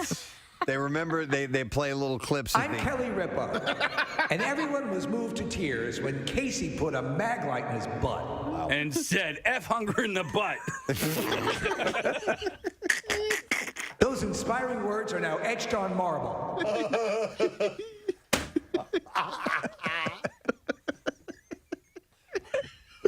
That's the statement trying to be made. Yeah. F hunger in the F butt. hunger in the butt. Camp Out. Can't wait to see those signs this year. Oh my God, no. No, you can't. Have your son or daughter. Hold it up. Camp Out for Hunger. Let's circle back to the royal family for just a moment. Kate Middleton and Prince William discussed marriage while they were dating in order to take the pressure off of themselves and make sure they wanted to spend the rest of their lives together. In royal correspondent Katie Nichols' new book, Kate, the Future Queen, she writes, there on the Paradise Island, William promised Kate that he was in the relationship for the long term. For the very first time, they talked seriously about marriage, and with the ocean before them and beneath the night sky, they made a pact to marry. My dearest Kate, I love you. What island were they on? Does it say? It says the Paradise Island. I don't know if that means Paradise Island in the Bahamas or not. Yeah, they went to like a Club Med thing. Yeah. Unlimited drinks and you don't have to tip. I left my wallet at home. I can't get enough of Buster Poindexter. They played hot. Everywhere you go. It's like Marley in Jamaica. Hey. Totally. Oh my God. He's walking, he's got 2 drinks with the little umbrellas in his hand. Do a little sachet. ID. As the music's playing. More jerk chicken, please. The pair did split. They call it oatmeal, but it tastes like tapioca. The pair did split temporarily after they made that pact, but all's well that ends well. Of course, they got married in 2011. They have 3 kids, and it's a wonderful, beautiful relationship. Yeah, I like her a lot. Speaking of beautiful relationships, Amy Schumer and Chris Fisher shocked many when they got married in a secret beach ceremony 2 years ago. But ever since, the pair have turned into couples goals for many. She posted a tribute to him, acknowledging what has changed and what hasn't since welcoming a baby together. She wrote, but before we had our little babe, it was just us. I love Chris so much. I hope whoever you are with is so kind to you and also drives you. Oh, I hope whoever you are with. Is there some of the shut up? Just improv that you have been become to known as? I haven't heard that in a while. It's been a while. No, I hope whoever you are with. Asked, is there some of the improv that you have been come to known as? From Touchstone Pictures, The King's Speech 2. Is there some of the improv that you have been come to known as?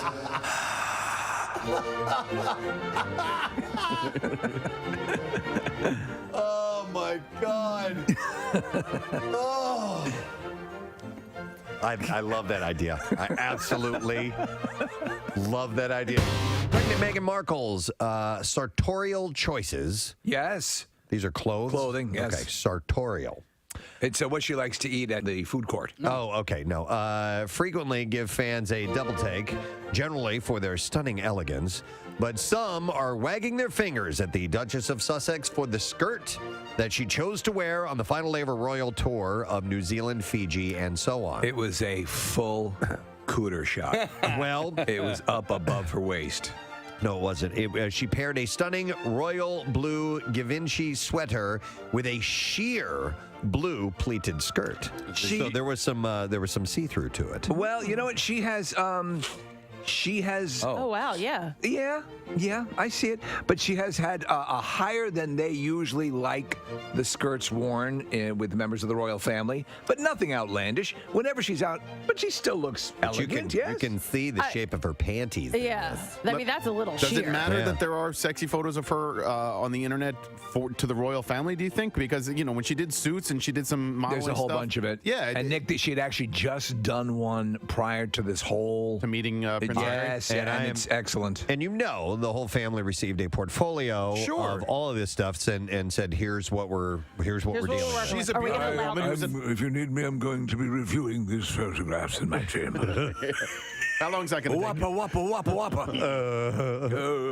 Fwap. That's it. The fappening. Wappa. By the That's way, the royal family version of fap. Why does this all have to rest on her shoulders? Like, why doesn't she have people looking at her going, yo, dude, I can see your panties? But she makes the final choice. Yo, dude, I can see your panties.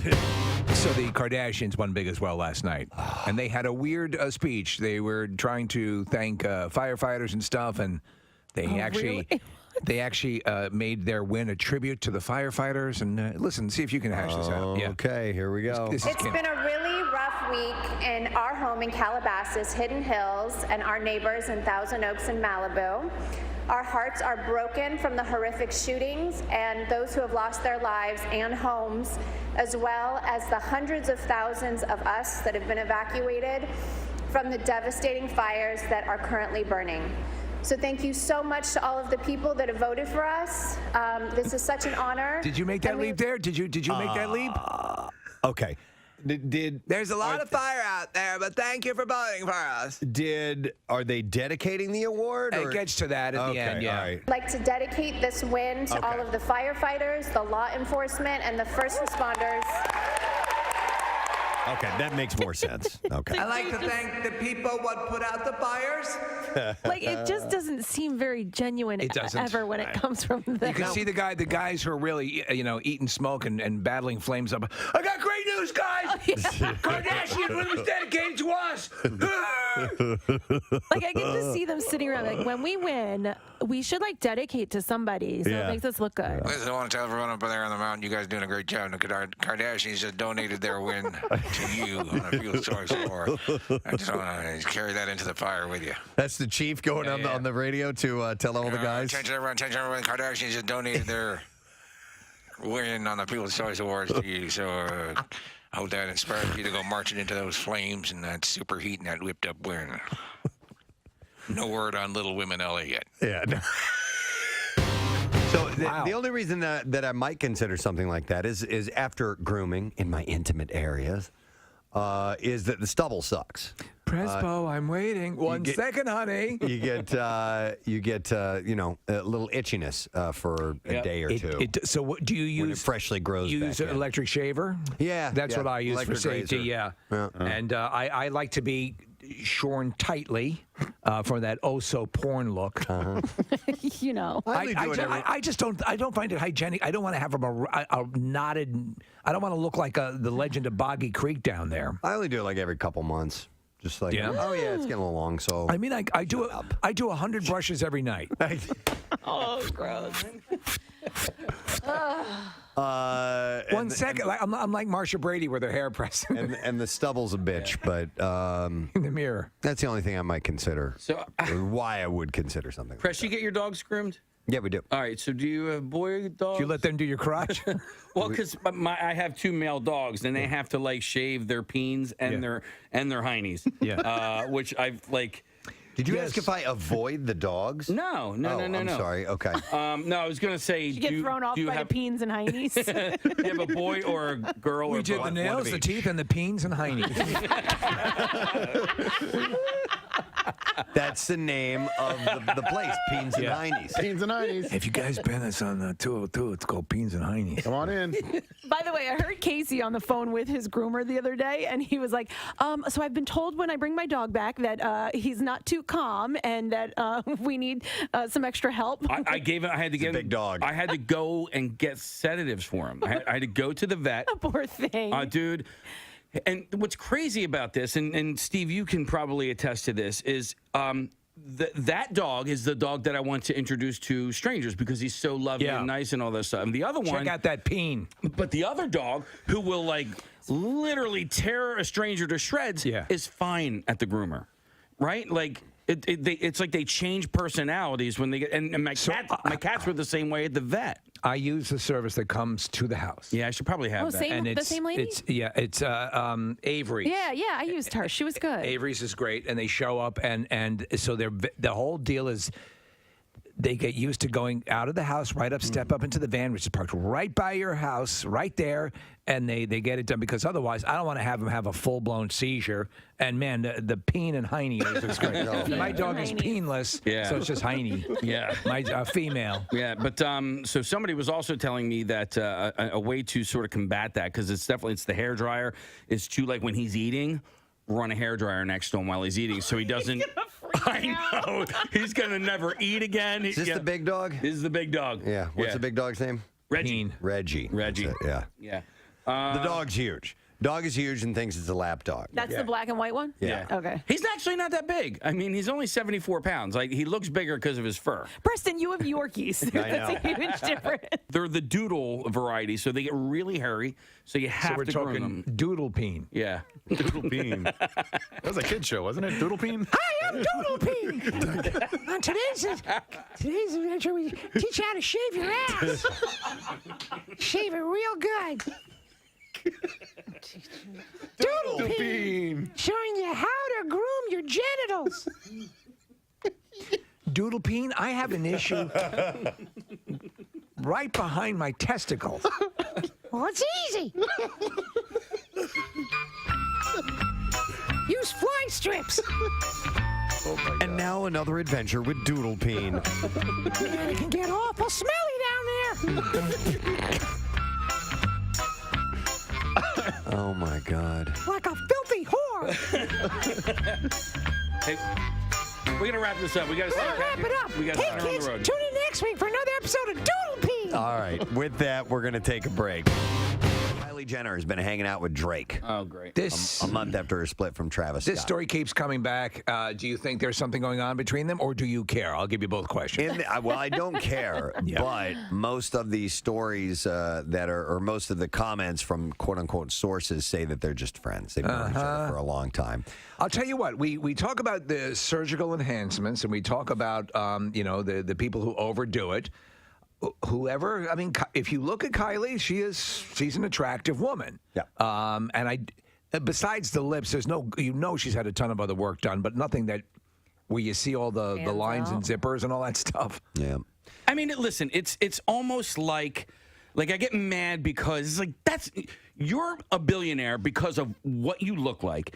And that's not what you look like. It's, like A-Rod, is he going to get into the Hall of Fame for baseball because you were juiced up half of your career? So it's almost like your numbers are tainted.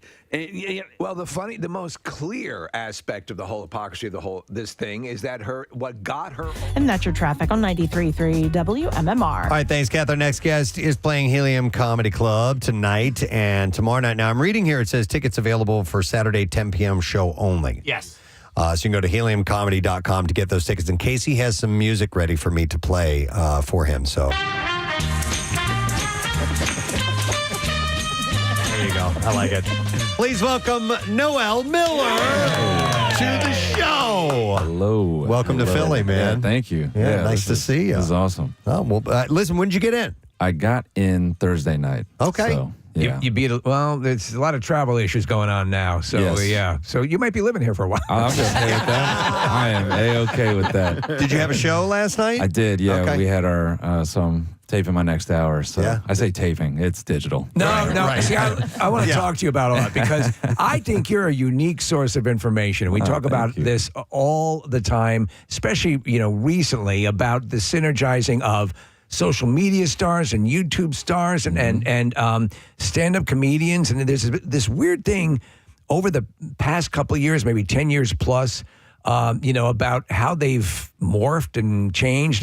But you were right at the beginning. Yeah. The Vine videos Yes. got you going. Yeah. But you were doing stand-up as well. I was. Yeah. So, and that's the thing is Preston and I were noticing for a while that like a lot of these YouTube stars would come in or whatever, social media, for lack of a better term.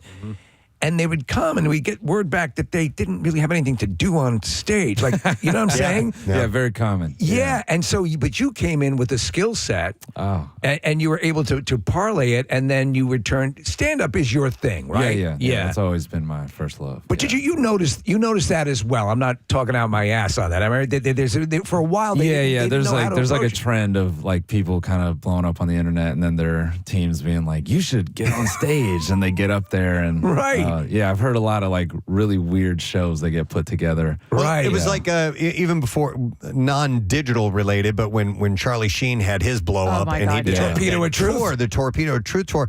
We talked to people who went to. They were like, he didn't know what to do. He didn't know what to do. He just kind of sat there and rambled on. Everybody's like, when's the show happening here? But know? you trust the people around you because then you take somebody like Chappell Roan, right? Is not a stand-up comedian, but here's somebody who was about to play the side stage at Lollapalooza, and then she started blowing up, and they're like, "No, you're main stage." Yeah. Did you watch her performance? I did.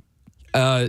Okay. Yeah, definitely. And I loved every second of it. If you didn't, like, you're going like this. Here's somebody who's thrust onto the main stage at Lollapalooza. Yeah. And she was ready. Yeah. She was totally ready for that. And so the people around her, you got to make sure you trust the people around you know Yes, what they're definitely. doing too. I think you trust you start to develop you understand, you trust your gut feeling about how to do it. So you had gone you in college and you were going for was it finance or what was it? No. Yeah. So I went to school for business management. And that sounds really impressive, but that's a loser degree. Let's be very clear. degree. Yeah, that's for idiots. Oh, I thought my communications was that. Yeah, That's what I was. Okay. no. Business management is right in there with communications. That is someone who doesn't know what to do with themselves. It looks good though. Oh yeah, it sounds really good. You know what's really funny is that degree. As I started going through the classes, and I'm learning, I'm like, this is information to be a CEO. Yeah. When am I ever like? I work at T-Mobile. You're telling me I got to get to the top to use this degree? I don't know if this is me. Yeah. It's funny because Noel, over the course of our careers, we've been asked and to go speak at different, schools or whatever, or career days or whatever. And I say this, and it runs contrary. In all my life, my entire professional life, I have never been asked what college I went to. Yeah. I've never been asked any schooling whatsoever. Yeah. And there are careers like that. So you come from the structured thing. Yeah. And then when does stand-up end up on your radar that this could be a possibility? So I am studying business, and then I kind of realize, I'm not a CEO. I'm an idiot. And so I kind of have this freak out, right? Like, not to make it whatever. I have this mental breakdown. So I just stopped going to college. Right. And I run out and I run up like 5 credit cards. I buy like $15K worth of camera gear. Yeah. And in this pretty much like manic moment, I'm like, I'm going to start a production company. That did not happen. And so when the bill collector started banging my phone, I'm like, I need to make some money. So weirdly in that process, because I was trying to make a website to like market myself, I taught myself how to write code. And no small feat. Yeah. And then my now wife, then girlfriend, she ended up working at a company, and she goes, with all respect, the people writing code here aren't much dumber than you, so I think you could do this full time. So I hit up a recruiter, and I get put into a company, and I interview, and I do a code test, and I completely bomb it. But what they liked was my they could tell in the interview that I had hustle. Yeah. So they brought me in, and I learned from like a lot of really great programmers. I was not a programmer by, schooling. Right. So that kind of carries me into a job where at this job, one of the guys there, he was a developer, but he also did stand up for a long time. And he kind of pulled me aside one day, and he goes, "Hey man, you got the chat. You ever thought about doing stand up?" And I said, "Oh yeah, like I've thought about it for years, but I just don't know how to get started." So he goes, "Well, why don't you come see me? I'm doing a show in a couple weeks." And I go, "Yeah, sure." And it turns out the show was an open mic, and it was a lot of his buddies, and they put me up third. Or first, actually. Yeah. And I found out later that mic, it was like, a lot of current like Comedy Store regulars would get up at that at this mic specifically. Yeah. And a lot of now stars, like namely, just people who went on to like sell shows and do really, really well. So I had no idea that not only was I like eating it, but it was in front of some people that were going to be great. So you bombed. Oh, it's just the best. Oh yeah, of course. Just the best. Yeah. But you had being a CEO to fall back on. Yes, yeah. I was like, at least I got that degree so I can go run T-Mobile after I. Right. Did you have material? Yeah, like I wrote some stuff, and but getting a laugh in there, like it had to be solid. And a lot of the time, comics didn't know me, so they just walk out of the room. So just be me and the bartender. Oh no! Yeah. Wow. They're brutal. I did stand up years ago, and they can be brutal. And a lot of people don't realize that open mic nights. That in fact, some clubs will require you to bring people. Oh, a bringer show. Yeah, absolutely. Absolutely. Yeah. And if you don't know that initially, I'm laughing, sorry, because the bringer shows, that's how like your cousins and your best friends stop calling you. You lose everyone in your life because you're like, come see me. And they pay the 2-item minimum, and they pay $100 to see you do like the worst material they've ever heard. And new comics like you using stories from people, it's like, didn't I tell you that in confidence, and now you just made me pay $80 to come see you with my girlfriend? I'm never talking to you again. That's a liability. Yeah. So what made you get back up and do it again? You bombed. I mean, some people that'll kill it for you. Yeah, I mean, I just think I kind of felt like it was something I wanted to do. I just knew I needed time. So that's actually what pushed me into like social media stuff, because I would work this very legit job, and then I'd try to go grind mics, and I'd sit for like 4 hours, and a night, and comedy in LA is just so restrictive. So you might spend all that time, and you maybe get a 3-minute set, and I'm like, I'm not going to develop at this rate, because everyone knows where they want to go. They know the clubs they want to be at. And anything else is wasting time. Yeah. But it's interesting because I would say to you, and I was reading a number of interviews with you, as you're developing social, YouTube or Twitch, rants or whatever, and all that stuff, those are all good tools, but they can also work against you on stage. Yeah. And did you have learning to delineate between those two? Was that a problem? No, because I think that's always been the thing in my head, is as long as I've done, because I started in stand-up, when I would do internet-type content, internet stuff like felt fake. Yeah. Because I know what it's like funny. to actually like put an idea in front of people, and when it doesn't work, like that feeling is horrible. You don't really get that with when you're making. You can get that when you're putting stuff out on the internet, but it's just I don't know. It's just different. You could put something on the internet, and it could find an audience, and give you the illusion like this stuff rules. And you could put that same idea in front of, real humans that paid to see you, and they go, never do this again. You're speaking truth. I would always say that to people who are doing, I said, he was got a lot of laughs. An open mic. Well, who was in the audience that night? Was it your friends? Was it your buddies from because it all changes when you have to pay a cover and they don't know you. Yes. It all changes. Yeah. But you knew that, and that helped you. Yeah. And you were relaying a story, I think, was it Neil Brennan? You were kind of at a club and you were talking to him. Yes. And casually, and then he just went up on stage and started doing his material. Like he was in that zone. And what did that mean to you? Well, that was like a really cool moment just because he would never remember. But so I saw him get up at the Laugh Factory maybe like 30 minutes before, and then he was getting up at the Comedy Store, and I was just standing in the doorway, and he said something to me, and then I was like, oh yeah, I just saw you at the Laugh Factory, and he goes, oh yeah, that crowd was weird, and then he just walked up on stage, and then he was just kind of locked in. I'm like, oh, that's pretty cool. Yeah, when you get to that point. Yeah, you can just kind of bounce around each club. Yeah. So with you as a writer, your stuff is very funny and very precise, and I mean, is it the kind of thing that you labor on? Because it's funny, like if you watch the Seinfeld documentary a couple of years ago on Netflix, he has like thousands of legal pads that still have handwritten material on it. Is that you, or is it building in the club as well? I mean, I write a lot of it digitally. I think if I did it physically, I'd look schizophrenic. Right. Probably be drawing maps in blood. Right. But anyone that works with me will tell you that every show is not good enough. And if there was a shotgun in my carry-on, I would have used it. Just kidding. I don't know if you can joke like that on radio. You can't curse, but yeah. You can say that. Yeah. We get some things. Yes, but I'm pretty. I write a ton, and I'm very critical of myself. Okay, that's a good. I think that's a good place to be at. Yeah. Outside of work, what are you all about? What's lately? Yeah, man, I'm pool.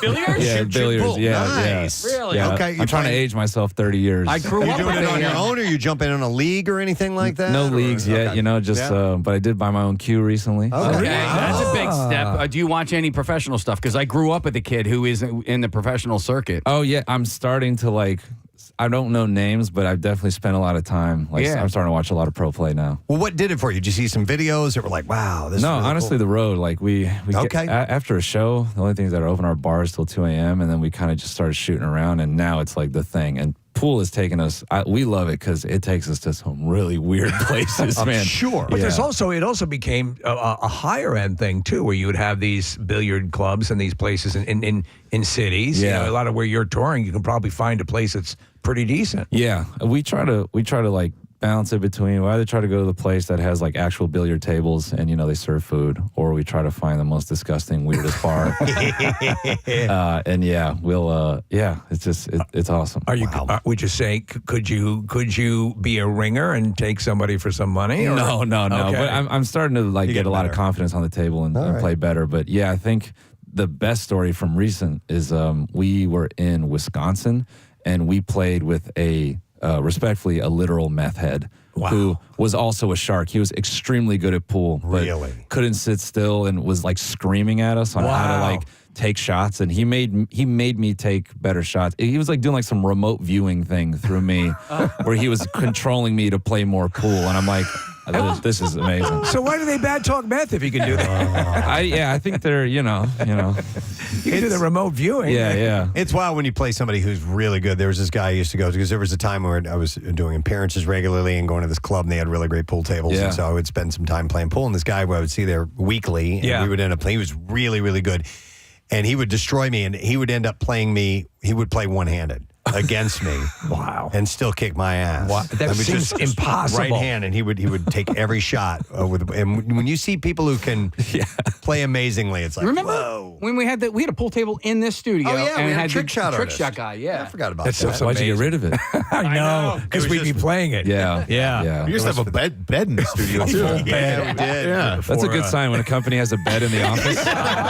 Yeah. We had a bed there and a toilet in the middle of the office. Yeah. And by the way, so we'd have from the local clubs, the strip clubs, or what do you call it, gentlemen's clubs. Yeah. They would send in performers, and No one wanted that mattress after we got it. Yeah. I wonder why. I want to go back to the pool thing because you're diving deep into it. Are you the type of personality when you gravitate towards a hobby or whatever it may be that you go all in? Really? Yeah. Okay. Yeah. Like $15,000 worth of video equipment for production company type of maybe some undiagnosed behavior.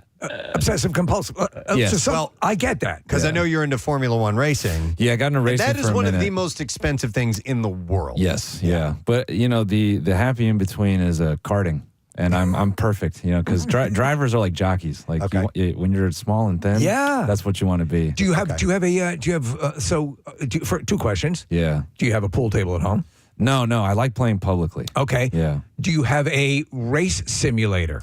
I had one, but then once I got into karting, I bought a kart, and sim is okay, but it's just not the same. So where do you go? You got a track nearby? Yes. If you're ever in Los Angeles, people go to Troy Adams Motorsports Park.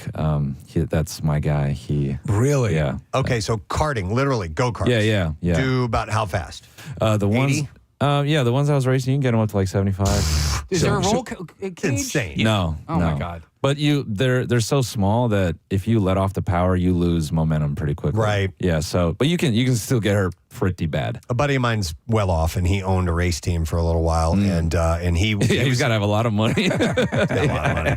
But no, his son did karting, and he's got the karts, and he was telling me, he's like, yeah, that thing do about 80. I'm like, 80. Mm-hmm. We went on the ones at Arnold's. At Arnold's, and they're the electric ones, and they got us up to like 40 miles an hour. Thought I was going to die. Yeah, no, they took the governor I off. was going to die. It's too fast. They were able, the software controlled them. Yeah, they adjusted. Yeah. And they could let you go to a certain speed. But I can't imagine going 80 miles an hour on something that low to the ground. Oh yeah, wow. Yeah, I call him my coach, but my guy who got me into who really finessed my driving. He has a phrase called pucker butt. Pucker butt. Pucker butt. Yeah. So when I would choke up on corners and stuff, I'd pull in and he'd be like, "Hey, you're being pucker butt right now." It's the scariest feeling. Shifter carts are really where those feel suicidal. So you're actually fully shifting on. It's like almost like a motorcycle transmission where you're. Are they paddles or an actual? No, the shifter's like a bar. Okay, it's very tense, and you lift and you pull forward to shift up, and you pop it down to downshift. During my wedding, actually, I was really lucky. This is so crazy, but besides marrying the love of your life, yes, yeah. No, this is to this day, until the day we die, this will be the thing that she'll always needle me for. So, we did it in Italy, and we were very fortunate to kind of be able to plan a little trip. We did it real small. We just had family and a couple friends come out. And we were trying to plan activities, and we're planning real basic stuff, oh, maybe we go on a hike and this. And I searched, and there's one of, 3 go-kart tracks in that area, and it's 40 minutes away. So we take everyone, we go karting. In Italy. Yeah. And I actually got to do a couple sessions with a 5-time karting champion. His name's Danilo Rossi. Wow. And so he brought a shifter kart out for me, and he was teaching me how to drive it. And once I figured out how to actually really use one of those things, I think I hit a corner at 70 miles an hour. Jesus. That is what I think meth feels like. It was so good. Well, now you'll be that much better at pool. Yeah. Wow. If you're just tuning in, it's Noel Miller who is with us performing at Helium Comedy Club. Tickets only for the Saturday 10 p.m. show, by the way, and only a few of those are left, I believe. How much can carts cost you? Oh, those can run you. Yeah. Give us a like a shifter cart. I think you could go 10, 15 grand. 10, 15. Okay. Yeah. Okay. But the KA motors, those, you can get a beat up one for $5 grand and just learn how to. Yeah. Is this a gateway drug to 100%? But what are you going to gravitate to? Are you going to go full Formula One? So no. Full size cars, they're they cost a lot of time and a lot of money. That's why it's sad, because karting, I think, as a hobby, has become really expensive. What about tractor racing? You can do that instead? Dude, I want to go to a tractor pool. I really want to go to Iowa and go to one of those I love those ones that go through the ESPN was showing them where they go through the mud bogs. Yeah. I mean, and they're just insane. Yeah. I did a through the I think it's called Pink Coral Dunes State Park in Utah. Yeah. It's like a dune buggy. I did that, and I thought I was ripping it, right? But the guy in front of me, who was our guide, I couldn't keep up with him. Yeah. And I didn't think that I was holding back at all, but like apparently. There is more.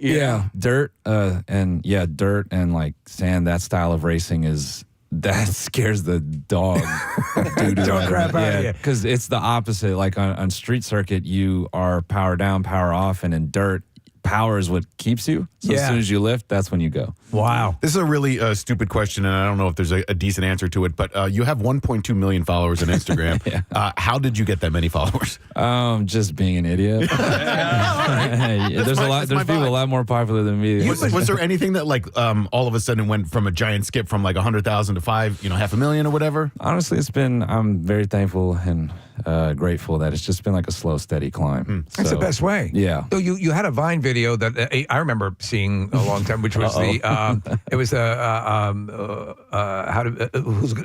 Wants to Be a Millionaire? Who Wants to Be a Millionaire? Yeah. But you're being cross-examined by your wife. Yes. Yeah. Which explain that for people who haven't seen it. Yeah. So I'll give you the radio version. So it's me sitting, and then my wife propositions me with a question. She demonstrates a phone to me, and she goes, "Who is this lady?" And then there are 4 options that are it's the Who Wants to Be a Millionaire menu pops up over screen, and it's like I have to decide how I'm going to respond. Right. And all 3 of the answers are extremely crude, and then this went like dumb viral. It was crazy. Even so, when you have something like that, there's got to be a sense of euphoria that kicks in. But you're right at the beginning of all this, and you must be figuring, how do I parlay this? Yeah. Oh. To me, from the beginning, I just always just kind of recognize like virality is that's not real fame. Okay. It's fleeting. So I thought like I'd have to do this very consistently over and over for a long time for people to start to go like, aren't you the guy? Like that's sage. That people need to hear that because we say that all the time. Yeah. And Kathy was talking about her son. I'm going to be a YouTube star. Yeah. It's a game of attrition, and you got to be attractive. And so I have marginal attractiveness. So. I like how you play on your. By the way, the legend with you is your vague ethnicity. Yes. Yeah. That's the attraction. That's the attraction. And you parlay that. Yeah. I'm like a disgusting mutt dog where it's like it's ugly, but I don't know what it is that makes it cute. My favorite dogs have been mutts. Like the one with the big tongue hanging out the side. Yeah, that's me. Yeah. Like dog pool. Yeah. I'm just gonna have to say you got a great smile. I don't know what you're talking Thanks, about. dude. Yeah. Oh, thank you, man. Yeah. Thank you. Yeah. The veneers are working overtime. No. Those are not veneers. I can tell. Yeah. That's funny. But it's keeping up that profile, keeping up and staying on top of it, and not just putting out quantity, but putting out quality. Yeah. There's a lot of work behind that. Yeah. There's a whole lot of work. Yeah. You were talking. I was reading something. You're talking about. You're like 2 hours into like a Twitch rant, and you're like, oh my God. Yeah. Because it can get away from you. Yeah. Twitch, that was a fun period, but I realized that was, you guys know, you guys do 4 hours every day. Yeah. And Twitch is, I think, different in that I think people want to see your real raw personality for hours on end. Mm-hmm. And this I think is more sustainable. You can do this 3-4 hours a day because it's like you got segments, you're talking about real things. But when it's just you in front of the camera every day, it's like there's only so much personality you have until it's like. And that's it. I've seen it. Yeah. And it's funny to watch it because throughout the course of all these years, the way we began this conversation, we would go, experts would come in about how to get viral, traction, and no one. It was clear that the experts didn't know what they were talking about. Which of those platforms did you find to be like the most supportive or communal? Because, and the reason I ask is my wife's an artist, and she built a bit of a community on Twitch, which she was surprised by. Yeah. And they were all supportive of her, and then she was supportive of them. I didn't know that until she started doing it. But what about for you? No, honestly, I think as much as I don't. What I say about Twitch, I don't want to be. You're not disparaging Twitch. No. The people who support me on Twitch, I love them to this day. I think those are a lot of the people that still come to see me do stand up, and I think they really got a sense of like my love for like live performance. So yeah, I think my Twitch subscribers were, you know, some of my most favorite people. And they're people I see at shows and have supported me for like many years. And but YouTube as well? Yeah, really everywhere. You know? Yeah, everywhere. I mean, the trick is you put out funny stuff, you put out good stuff, and you take the time. It's funny because stand-up helped you understand the importance of the quality. Yeah, definitely. And also knowing that simply because you're putting out something, you had the experience of having something said on stage that didn't hit. Yeah. And you know that you didn't fall under the delusion that everything you were putting out is going to be a home run. Yeah, I think that's always been my hardest thing is even traditional YouTube videos I really always struggled with because I hated this feeling of like sitting down and talking to a camera and really trying to convince myself like people will love this. You're God's gift. And there's got to be a bit of that for you to sit there for hours. Yeah. You have to sort of convince yourself, right? Yeah. Oh yeah, it's psycho, and that's why you see some people that gravitate to. You know, it's a job to me. The YouTube as a job, like they'd probably kill their family if not for YouTube. So. Yeah, well, maybe that's the service it provides. Yeah, sorry. I just want everyone to get a sense of my humor. So if you're debating buying a ticket, maybe your finger is moving off the add to cart. No, you have a loyal fan base. Our interns were freaking out. Yeah, our interns were really I don't know why they excited. were like licking my arms and stuff when I walked in. That was really We weird. asked them not to, but Well, it's the salt in your sweat. They like Oh, that's right. Yeah, saving it for later. Yeah. Well, listen, Noel's gig, he's got, like I said, sold out shows, but Saturday, 10 p.m. show only. If you want to get tickets, you got to go to heliumcomedy.com. We do have to take a break because we got to stay on time for this cash contest thing that we're doing. But listen, dude, very cool to meet you. Oh, dude, this is awesome, man. I love, this is great. Welcome back anytime. I would love anytime. to come back. Yeah. And enjoy your time in Philly. We're Thank glad you. you're here. Always do. Excellent. Yeah. Noel Miller. We're going to take a quick break. We'll come back in just a moment. Yeah, MMR's Good Money It on the way. Stay with us. Preston and Steve. What started the Kylie Jenner empire was the Kylie lip kit, and her lips were surgically enhanced. Yep. I say to you, Greg.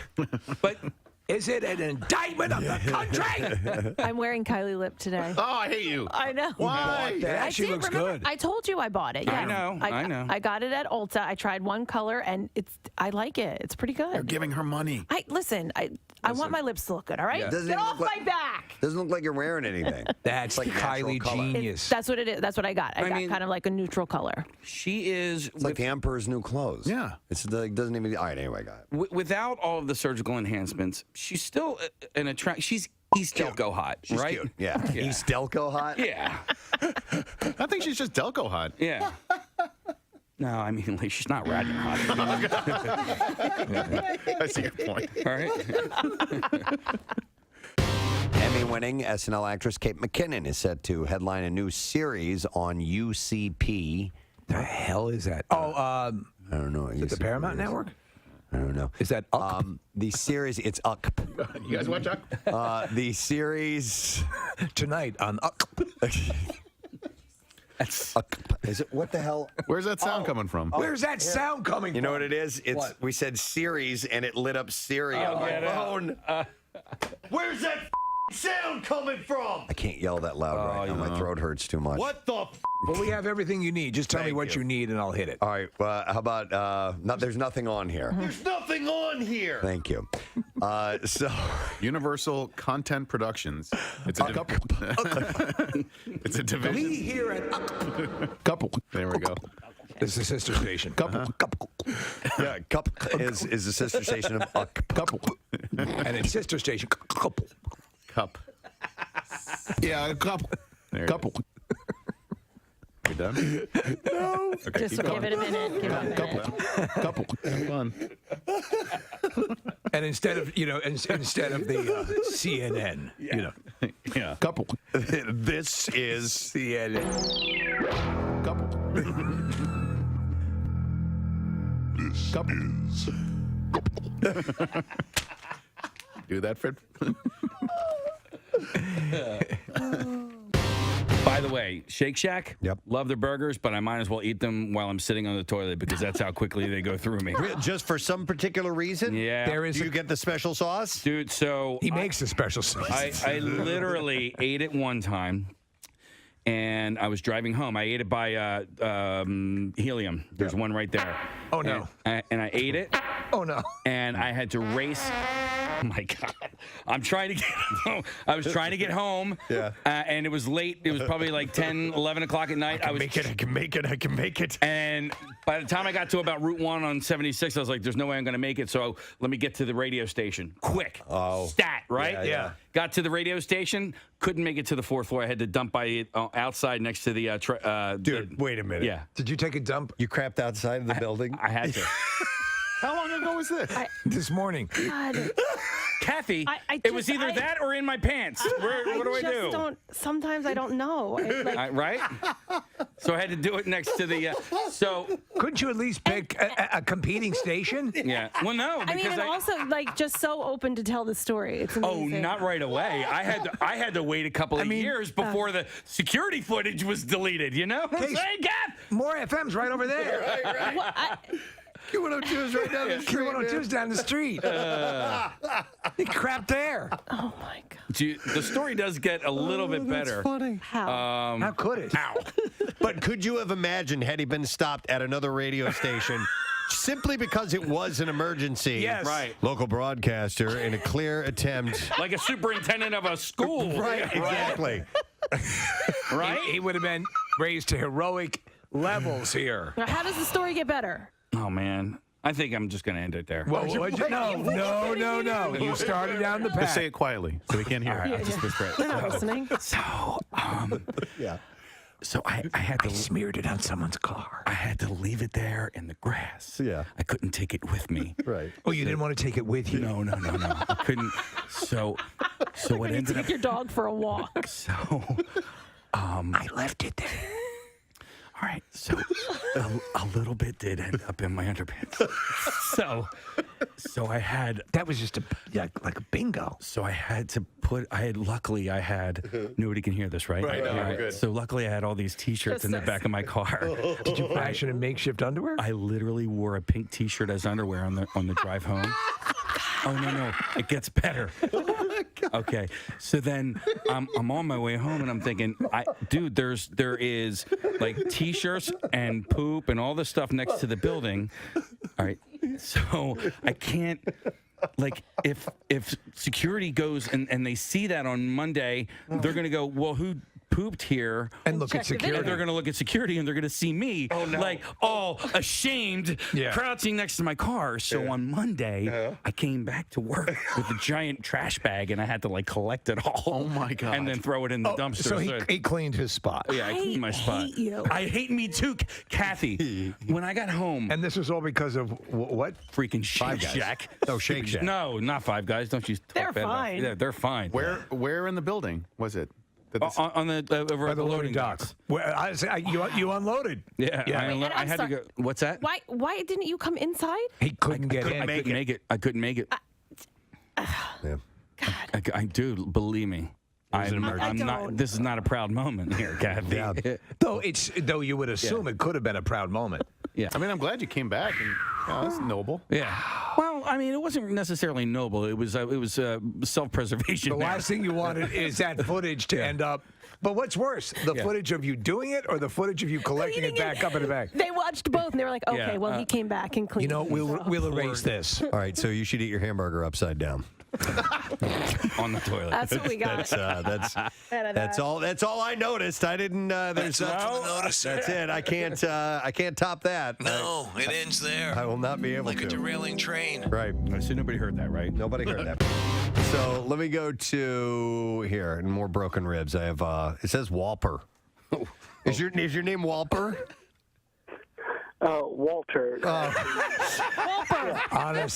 Honestly, wouldn't you at least say Walper? Is this Judge Wapner calling in? You got a nickname now, Walter. Oh my God! Yeah, you hear what happened to old Walper. That's not even a mistype. I'm looking at the T and the P are like nowhere near each other on the keyboard. Walper. Name's Walper. Let me get that straight. Your actual name is Walter. And what happened to you? So what happened to you, Walter? All right. Well, All right. I've broken my hand. Yeah. I've Fractured all my ribs. Were these fights over your weird name, Walper? It's not my name. His guy's name's Walper. I'm gonna punch you. But at least you got a great nickname today. Walper.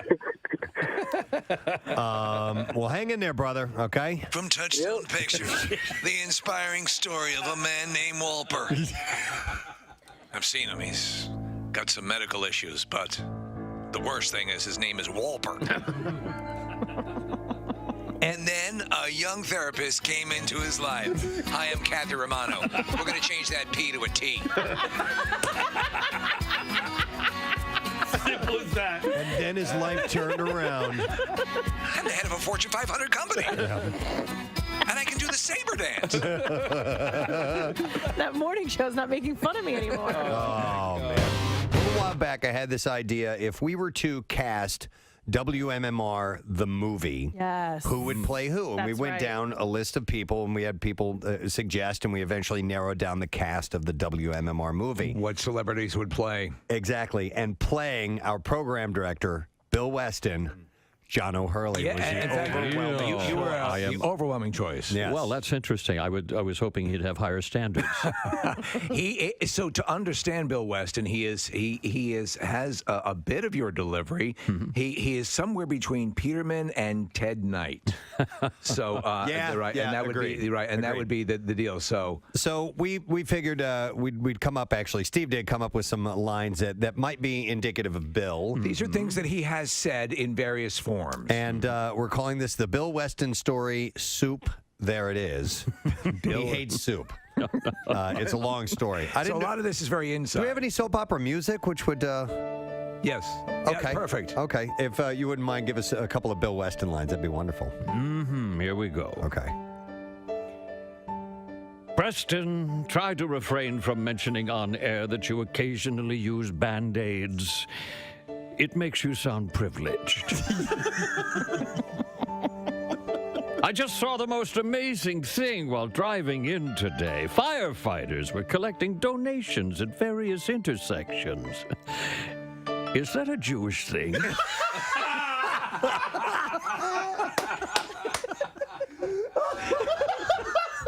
So last night, I was jarred awake from my slumber by a horrible nightmare. Both Preston and Steve were there in the studio, sitting on horses and eating soup. What say we file that one under who gives a crap? Oh, that recently widowed quadruple amputee was a terrible guest. She didn't bring the ha-ha. Have some breaking news to pass along. This is we'll do this before the bizarre. Breaking news. Man. Breaking news. Actress Maggie Smith, who played Professor Minerva McGonagall in the Harry Potter films and Countess of Grantham in Downton Abbey, passed away. Man, what was the I love age again? her. 89. 89. So she had a nice long life and crammed a lot into it. She's was an Academy Award winner and a BAFTA Award winner as well. was her Academy Award? Was it the Prime of Miss Jean Brody? What was the movie? It was the Prime of Miss Jean Brody. Yeah, 1969 is when that came out. Right. And I always loved her. She did great comedy, by the way. You remember she's in? Is she in Clue or is she in Murder by Death? She was in, she had to have been Murdered by Death. Yeah, 'cause yeah. I don't think she was in. Yeah. God, that's an underrated movie. Neil Simon. Murdered by yeah. Death. I loved her, Minerva McGonagall. Such a great character in the Harry Potter films. A lot of heart. Yeah. And she was of a generation. She was considered one of the greats, along with like Judi Dench and Vanessa Redgrave. Yeah. And falls into that collective of wonderful actors and actresses from that era. But I was sad to see that, so we wanted to pass that along to you. All right, we do need to do the Bizarre File because I want to stay on time and make sure that we have your opportunity to win some cash, and that is with, of course, MMR's Good Money Ed. God damn it! Oh, my son God, of a bitch! Freaking, I will take you down to China. That's my fault. All right, let's do this. Here we go. WMMR presents Preston and Steve's Bizarre File. All right, we're going to share a couple of stories with you. Let's start with this one. I did a double take when I read this, but the federal government was mostly responsible for a nighttime collision involving a snowmobiler who nearly died after hitting a Black Hawk helicopter that was parked on a Massachusetts trail. And a judge ruled in awarding him $3.3 million in damages. I had to pee. The judge blamed both parties for the crash in his ruling Monday, but said that the government was 60% responsible for parking the helicopter on a snowmobile trail. You're in that helicopter. That's right. He criticized Jeff Smith for not operating the snowmobile safely, for speeding and wearing tinted goggles. You're in that helicopter, and you're nothing but a chameleon, lemon-headed, coward, terrorist pussy. And I'm after you, buddy. I'd say this. I'd say they're 100% at fault. Yeah, Smith, a Massachusetts lawyer, 60%. had asked for $9.5 million in damages to cover his medical expenses and lost wages and to hold the military responsible for the crash. The government has 60 days to pay Smith or appeal. The government did not immediately respond to a request for comment about it. If the government doesn't pay, are they going to start selling off things? Smith's lawyers argued that the crew of the Black Hawk helicopter that flew from New York's Fort Drum to Worthington, Massachusetts for night training was negligent for parking a camouflage 64-foot aircraft on a rarely used airfield, also used by snowmobiles. So they were working on some night moves. Yeah, they were in that helicopter, and they were working on night moves. You're in that helicopter. I mean, think about it, the roles reversed. What if the snowmobile was parked on a Black Hawk helicopter course? Think about that. Yeah. Would he be at 60% fault? It'd be 100%. I think it'd be 100% because he was in fault. that. You're in that helicopter. Night moves and the helicopter guy. Had my helicopter. Needed to take a piss. Pulled off on a snowmobile trail. What's with this? You hear that? What's with this? A little too soft. Yeah, we're getting some static in there. All right, next story. We'll go with this one. A mail boat rescued a Florida man who was allegedly trying to swim from Canada to Detroit Monday night. How did they know it was a mailboat? You can see its little boat. That's your nutsack. A crew was notified about a person who was swimming across the Detroit River from Windsor to Detroit. Wow. They launched the U.S. mailboat J.W. Westcott II and started to search for the swimmer. At around 11 p.m., deckhand James Sharp spotted a man swimming inside a life ring that had been thrown to him by someone on shore in Windsor. The Westcott maneuvered alongside where James and Captain Neil Schulthes lifted the man onto the deck of the mailboat. After a 10-minute search, they spotted the man. Apparently, the captain said there's a very strong current and the water temperature is about 73 degrees right now. Luckily, somebody threw him that life ring because even with a life ring, he was struggling. Where we found him, he'd made it almost halfway across the river, paddling in the life ring, but who knows what would have happened if we hadn't been able to find him. After rescuing the man from the water, he told crew members that he was an American citizen from Florida and was attempting to get back to the U.S. Crew members said the man seemed disoriented and under the influence. He was cold, but allegedly didn't have any physical injuries. Pudding. The Florida man was transferred disoriented. to the Detroit fireboat, taken to shore, and then transferred to an EMS unit. Police arrested a man, they say, jumped on cars, broke the entrance door of a Cumberland County Giant, and then threw jars of salsa at customers and employees inside. And by the way, the door to a Giant wasn't the home of a huge person. It was a grocery store. So police said that the incident happened Wednesday around 8:15 a.m. The first call came from in for a person jumping on vehicles and damaging a windshield. When officers were there, they got a second call from the Giant, and police were told I think someone's in my house. Fee, fi, fo, fum. Police, Was that last word? Police were told that a man had broken the entrance door and was throwing things inside the store. Upon arrival to Giant, police observed... you see, I have this goose that lays golden eggs. They observed Delizzo Sakala throwing glass salsa jars at customers and employees near the end cap of aisle 4, causing broken glass to be all over the floors and creating a hazardous condition. Sakala refused to obey lawful orders to drop the jar and advanced on the officers. So it's fee, fi, fo, fum, I smell. the blood of an Englishman. Be he alive or be he dead, I'll grind his bones to make my bread. Don't you think they could have rhymed that a little bit better? They could have said fee, fi, fo, fam, or fan. You want to piss off a giant? I do not. I do not. I strike that from the record. Why don't you shut up? How about God is great, God is good. Let us thank him for this food. Laverne and Shirley. Yes. Yeah, but fum doesn't rhyme with man at all. I know. That's really lame writing. It is, because you're just making up words anyway. Yeah. This is a real thing that happened and you're mocking it. Well, it's Englishman, not Englishman. Right, but you say mun and fun. Fun. Fee-fi-fo, fun. They put an M at the end of fum. But what if they were smoking funny things and trying different things? That's also not Would that be okay? No. You can't repeat the lyric. I agree with that. I can't Even a hear, giant. Even a giant knows. I can't hear that song without thinking of Casey. It's Nick that hates it. Yeah. Oh, I thought it was you. Maybe I don't need to take credit for things, Kathy. It's Casey. He gets paid next Friday. He'll be fine. All right. So police had took the man into custody, and he was arrested, charged with aggravated assault, resisting arrest, disorderly conduct, criminal mischief as well. In Wyoming, this took place. It's not every day when a plane lands in front of you on Interstate 25, but it happened on Saturday morning to Levi and Kelsey Dutton of Casper.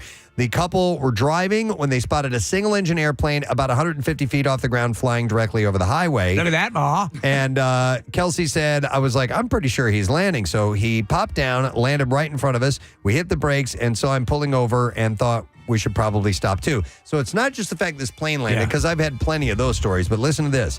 The Duttons got out of the car, see if he was okay. The pilot thought maybe he had a medical emergency, but he was fine.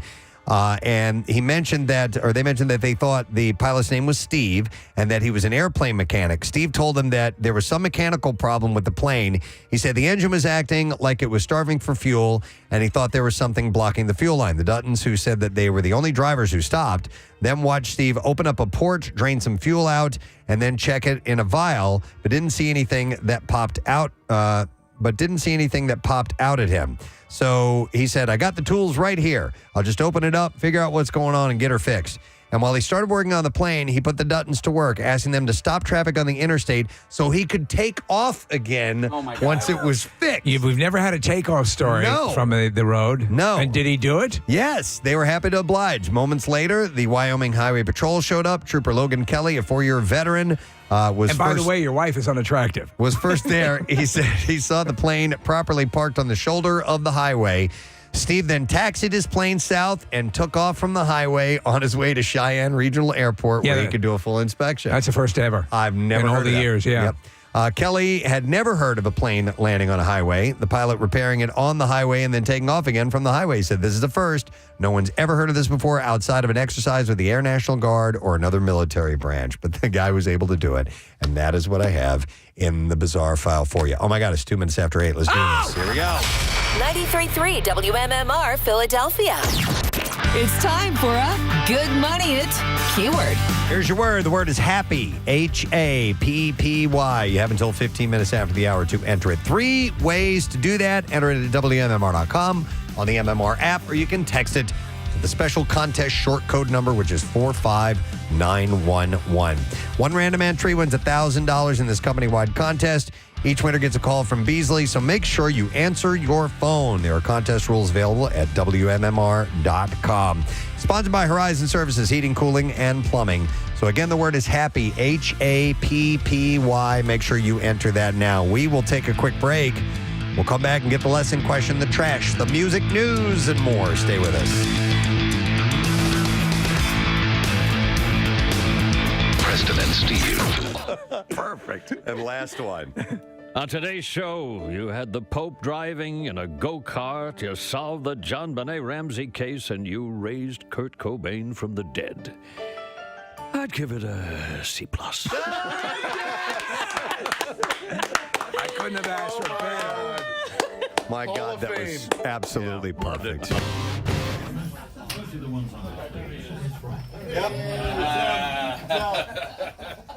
I am nothing like that. All of that stuff is taken out of context. My God, it's like looking in a mirror. It's like By the way, the interview, I'll give it a B+. B+. No, that was terrific. Oh, well, thank you very much for playing along with it. Absolutely. I don't know. You really Gold. It's gold, Jerry. It's gold. All right. We're going to have to probably pay a retainer to use that. So no drops. We're not going to use those as drops. But thank you very much. That was a great interview. By the way, who was the singer who did that ghastly song, Pina Colada? Oh, Rupert Everett. Or wait. Rupert Murdoch. Rupert Murdoch. No, it was Rupert. Rupert Everett, wasn't it? I think Not you're the right. guy from Harry no, Rupert Potter? Everett's an actor. Yeah. Who the hell am I thinking of? That's Rupert. I'm way off. Oh, don't play it. Oh, it makes me ill. Caught in the rain. I detest What's his, Rupert every Holmes. second of Rupert it. Holmes. Rupert Everett is the actor. I rarely would beat up on a song. This song makes me want to vomit. Midnight. Oh, stop it! In the dunes of the Cape. Wait, why do you hate it so much? It's hideous. It's first of all, he says, my lady. You know, my lady. We got some problems with my lady, my old lady. You know, and then I'm going to look in the newspaper and hook up with some chick. And This would definitely be yacht rock. The same my lady, and the same chick is hooking up with me that I was trying to get away I'm from. just surprised because it's very Buffett-esque, and It's you not are such a Buffett-esque. huge It's Buffett ghastly. fan. Okay. It's ghastly. Actually, Jimmy Buffett has said this is a perfect song. He has not. He has not. Pierre, it's all I was rock like, and roll. see? Yeah, isn't it all rock and roll? Isn't it all rock and roll? All right. Oh, man. Turn myself against me. Turn. It is about having an affair. Like he's trying to set up an affair, and his wife is trying to set up an affair. Rock and roll. When you listen to the lyrics, this crap. it's pretty messed up. All right. That's the great thing about rock and roll. I'll stand. Whatever you're into, as long as it's not Rupert Holmes, because that's crap. See, the danger on this program is to reveal any vulnerability, and then it will be immediately seized on by the rest of the masses on the Preston and Steve compound complex, and then, but not just once, they'll save it in that file. And then, when you least expect it, pull it out. Well, you know now this will be something for you for a while. Yes. And then you'll be able. There was a second though Rupert Holmes song. Yes, there was. Besides the Pina Colada song. Do you remember that, Preston? Dry Martini? I don't know. Nick's going to have to look Do it up. check, yes. Something called Him, Steve? I don't know that. Yeah. Sing it, Nick. But it came out in 1980. Pina Colada came out in 1979, so it was right afterward. But Maybe. he was that was a hit single. It's apparently. him. By the way, you just said pina, and I've heard that that's technically the way you say the drink, pina colada. Pina colada. Although I always used to say pina colada, but he sings pina colada. If you like pina colada, It's actually piñas. When you have more than one. I hear pina colada. Hang on. Let's listen. Let's play it. Oh no! Here we go. What have I done? I hear pina. Do you? Yeah. All right. You're just looking for reasons to hate it. It's Yeah, actually it's a letter. It's a letter in the Latino alphabet. An Enya. Yeah. Is that actual. And letter. also, she was an old like rock Enya. darling. She was. Yes. She. Orinoco Flow. That's right. That was Enya. I forgot about that. Oh my God. All right. On my program today, That song is bizarrely hypnotic too, isn't it? Which one? Orinoco Flow. Oh yeah, I love that. All right. I'm sorry, Pierre. Take two. Try that again, Enya. Sorry. That's rock and roll. That's Orinoco Flow. I like the first one better. One more time. We're going to have to go again. I love that. They're in the booth telling her she's got. And you can sing it again. In the land of peace. Oh my God. Let's do that again, Enya. You don't want to leave it in? I just coughed up a manatee. God. Someday yodeling's going to come back. It will be. It's all rock and roll. Yeah. It is. And yodeling is rock and roll. Except for Rupert Holmes, who is the biggest cancer in music. A tumor that needs to be excised. I wish him unending misery. Where did he go? He's on the floor. You killed him. I'm so Whatever you're surprised he into. hates it. I don't hate. I don't love it. I don't embrace it. Rock, country rock, except for Rupert Holmes, who stinks so badly. He taints everything he touches. Like a plague he is on music. There goes my peace and love. Yeah, what do you mean you don't hate? You just tore him apart. I take it all back. By the way, somebody texted and said I would listen to an entire show of Steve doing cough takes of famous songs.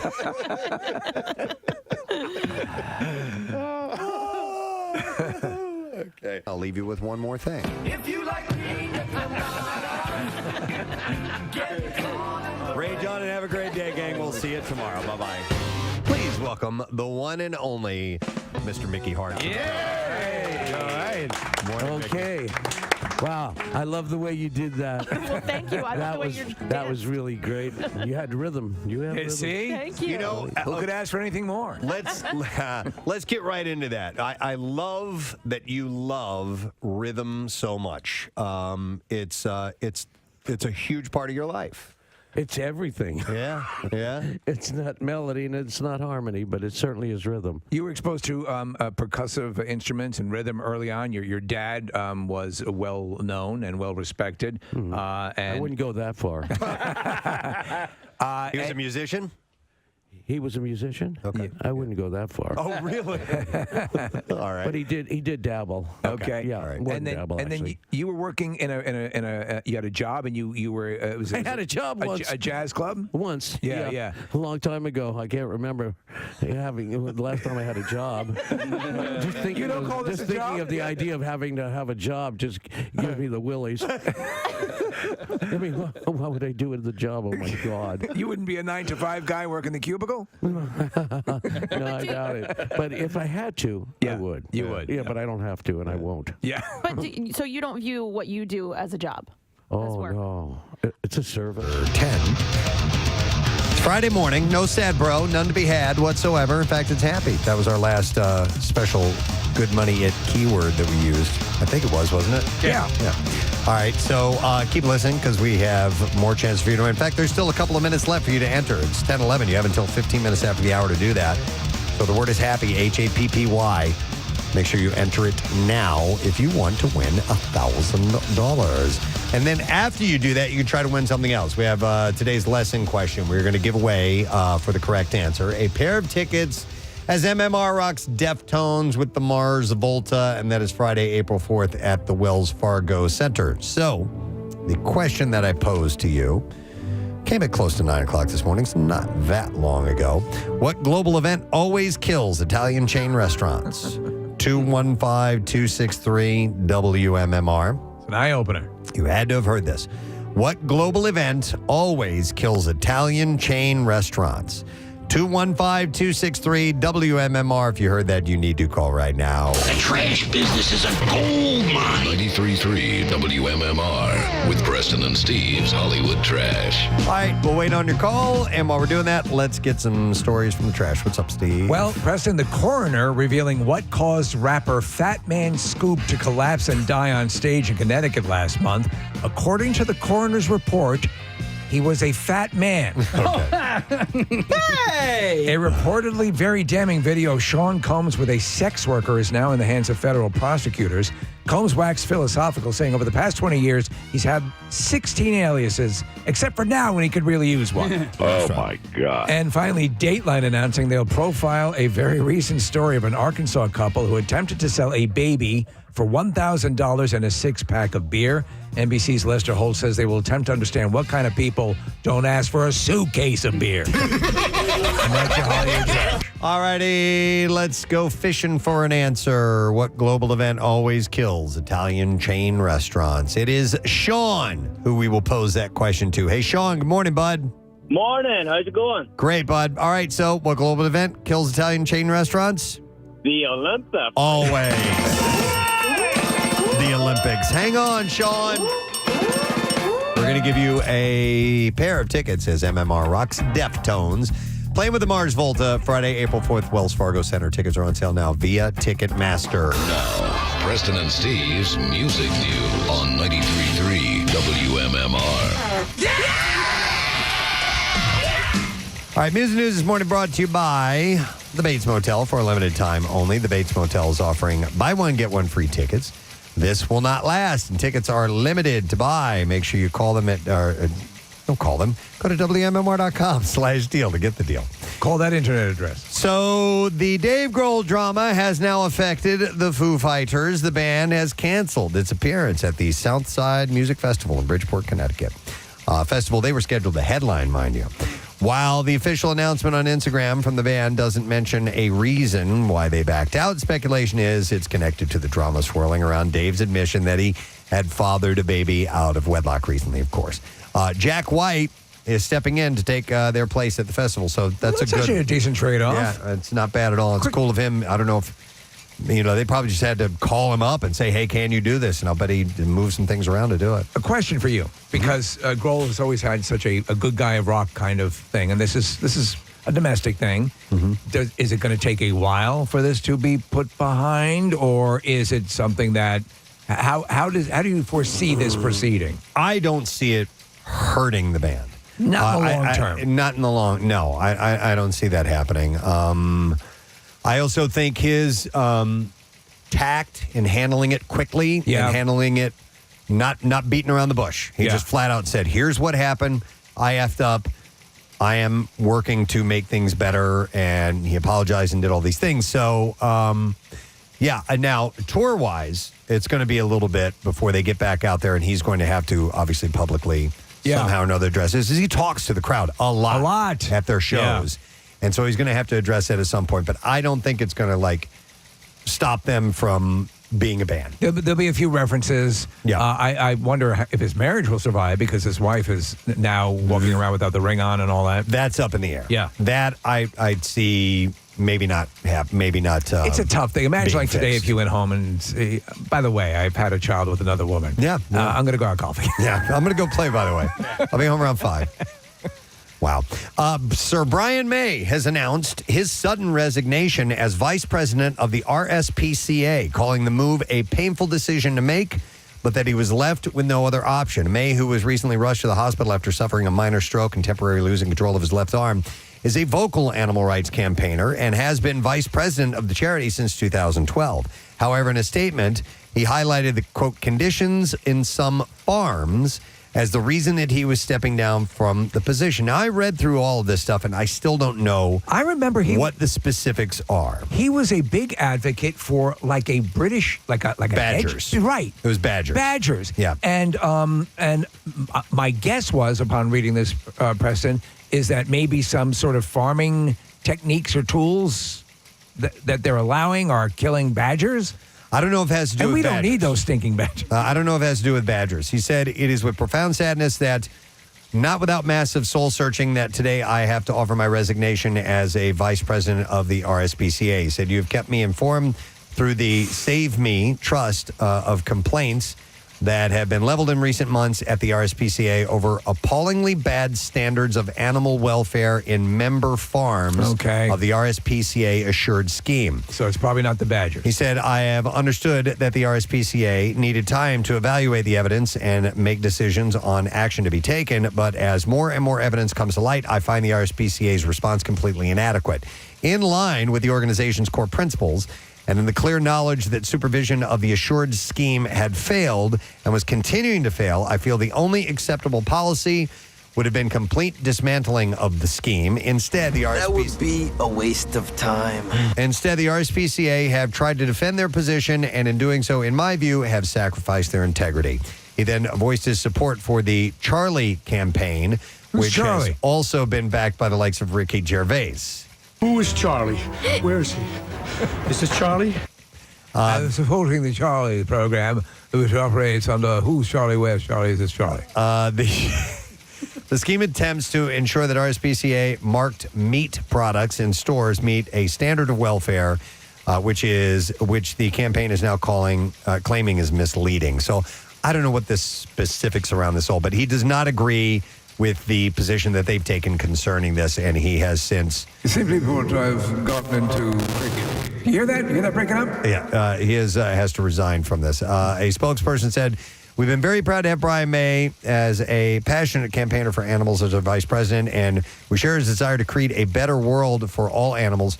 We have different views from Brian on how best to approach this complex challenge, but we respect his views and understand his decision to step down as the RSPCA vice president. Well, So he's a please don't high-profile person who's walking away from it, so he's certainly bringing attention to it, whatever the hell it is. Yep, exactly.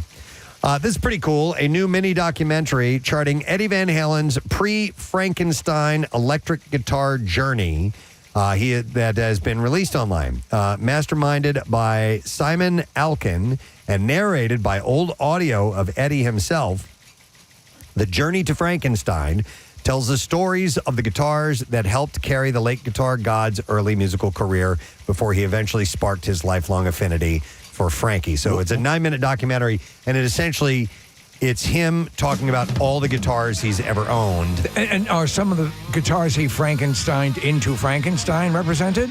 Yeah, everything. Yeah. All these other ones that, and what eventually became that guitar That's cool. as well. But it's other ones, too, that he tinkered around with that he had as a kid and what he did with them and what happened to them. It's fairly short, but it's pretty cool from what I watched. So they're gonna do a follow-up called the Road to Drinkenstein. The 9-minute doc also charts the creation of Frankenstein, including the various aesthetic and functional upgrades that it received over the years, from its initial design to its final red, white, and black striped form. The journey to Frankenstein was completed using previously unheard audio from Eddie. Wow. Helped with a guitar expert from Guitar World, Chris Gill, and Eddie specialist Stephen Rosen. The full film is on YouTube if you want to see it. So speaking of musical documentaries, did you guys see about this documentary that 6ABC's putting out or had put out? I saw the tease for it. It's when the change happened to the music, right? It's called Mix of 96, and it is available now, where they made a silly blunder where they changed the Action News theme, and it did not go over well. And I don't even remember this. Did you see it? I didn't watch the documentary, and I don't even remember this happening. I was in college at the time, so I guess maybe it was, that stuff was not on my radar. Nick, Right. do you remember when they did that? Vaguely, but I've not seen this documentary yet. Do you know where you can watch it, Case? Let me figure this out, because it was sent to me. They were promoting it on 6ABC, so I would imagine if you go on their website, there's going to be a link to it. So, all right, and then one last story. The performers for the American Music Awards 50th Anniversary Special have been announced. The lineup has something for everyone. Brad Paisley, Shaka Khan, Gladys Knight, Green Day, Jennifer Hudson, Kane Brown, Mariah Carey, Ray, and the Stray Kids will all be performing. Many of the performers will celebrate music history during the show. Carey will perform a medley of hits from The Emancipation of Mimi, her multi-platinum album. Stray Kids' performance will honor the legacy of boy bands. Gladys Knight will perform the Pips' 1973 hit, Midnight Train to Georgia. That's pretty awesome. So good. And that's just a taste of what the special has in store. Additional performers and guests are set to be announced as well. You can check out the whole thing when the special airs Sunday, October 6th on CBS and Paramount Plus. And that's what I have for you this morning in music news. All right, one final break to take. Then we have the arrival of one Mr. Jackie Bam Bam. Yes. Giving away our Word of the Week prize, so we'll do that when we return. Stay with us.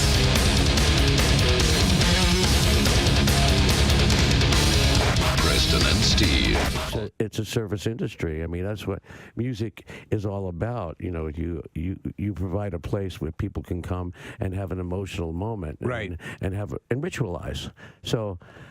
Yeah, I know, and I think it's very profound, and I'm very, what should I say, honored or blessed or whatever you want to call it, to happen to fall into this universe as a percussionist or a drummer. To be able to do that is, But maybe even people. It's a good thing. Yes. People who are maybe in the same situation as you, viewing it as a job. The fact that you don't view it as you view it the way you do. It's not easy, but it's not like a job. It's like when I get up in the morning, the first thing I do is think of, the new day and what kind of new rhythms there are in it and how I can interpret that. And that's what musicians do. They interpret, society and whatsoever, you've seen or whatever it is, and they lay down that groove. every 5-10 years you find a new groove, and you work at it. Yeah, you do work at it, but you work at play. You work to play. Sure. You have to keep your skill up. I play every day 2-3 hours. Do you? Absolutely. Yeah. Are you kidding? Absolutely. In order to get up there and do what I do, Yeah. I mean, it's an athletic event. It's not like lounge drumming and stuff. This is the power stuff. Well, speaking of reinventing and finding new grooves, I want to ask you about John Mayer, because he's been with the band and touring with you guys for a stretch now, and I think a lot of people initially dismissed him as poppy and not the really great, incredible guitarist that he is. And from my perspective, he seems like the perfect fit for the Dead, because he holds you guys in reverence, but he can also hold his own. What are your impressions on John? John's a sharpshooter. Yeah. He's a gunslinger, as it were. And his guitar, he's beautiful. He plays great. He fits perfectly in the band, and he's a nice guy. I mean, I know he has this reputation and all that stuff, but I've never had a moment of weirdness with him. He's just a very pleasant person to be around, and he plays his ass off. Before he was a star, he played in the conference room down the hall in these offices. And I went to see his show that night, and one of his strings broke during the performance. He tuned the guitar to itself and it didn't miss a beat. And right then, I knew this guy had it, and I was so impressed by his ability. I'll tell you when I knew he had it was one day when he was just joined the band. I had gotten him into this droning things, feeding back, getting a little crazy. And so during the drums and bass part, he got down on his knee and he put the guitar into the speaker and he started feeding back. And I was looking at him and I was saying, oh, okay. So I walked around to the front of the speakers, sat down right next to him, and I had on one hand I had what do you call it, lighter fluid. Yeah. And the other hand I had a Bic. Okay. And so he looked at me, I looked at him, and I went like that. And for a minute, I thought he was going to do it. And then so he took it. He did take it while he was feeding back, and he put he put the Bic on his amplifier, and he took the lighter fluid and used it as a slide. So he played slides with lighter go fluid. full Hendrix on you. And I said, John, you were going to do it, weren't you? And he said, I was really thinking about it, but the guy who makes my guitar is in the audience. So I couldn't do it. He almost lit his guitar on fire. So I knew right then he was okay. Wow. I was wondering if you had watched the Grateful Dead documentary that was on Amazon and what your thoughts are. No. It was very, very in depth. Oh God, it was just awful. I just did not like it. You didn't care for it. It was just a one-sided affair. It was not for me, and it really didn't show the Grateful Dead in its totality. It was more like a Jerry, whatever that is, memorial thing or whatever. He was trying to do, but it wasn't really. It didn't have the heart of the Grateful Dead. Okay. That's for sure. There's been a lot done about it. They made me watch. Oh, I watched it once. Yeah. Okay.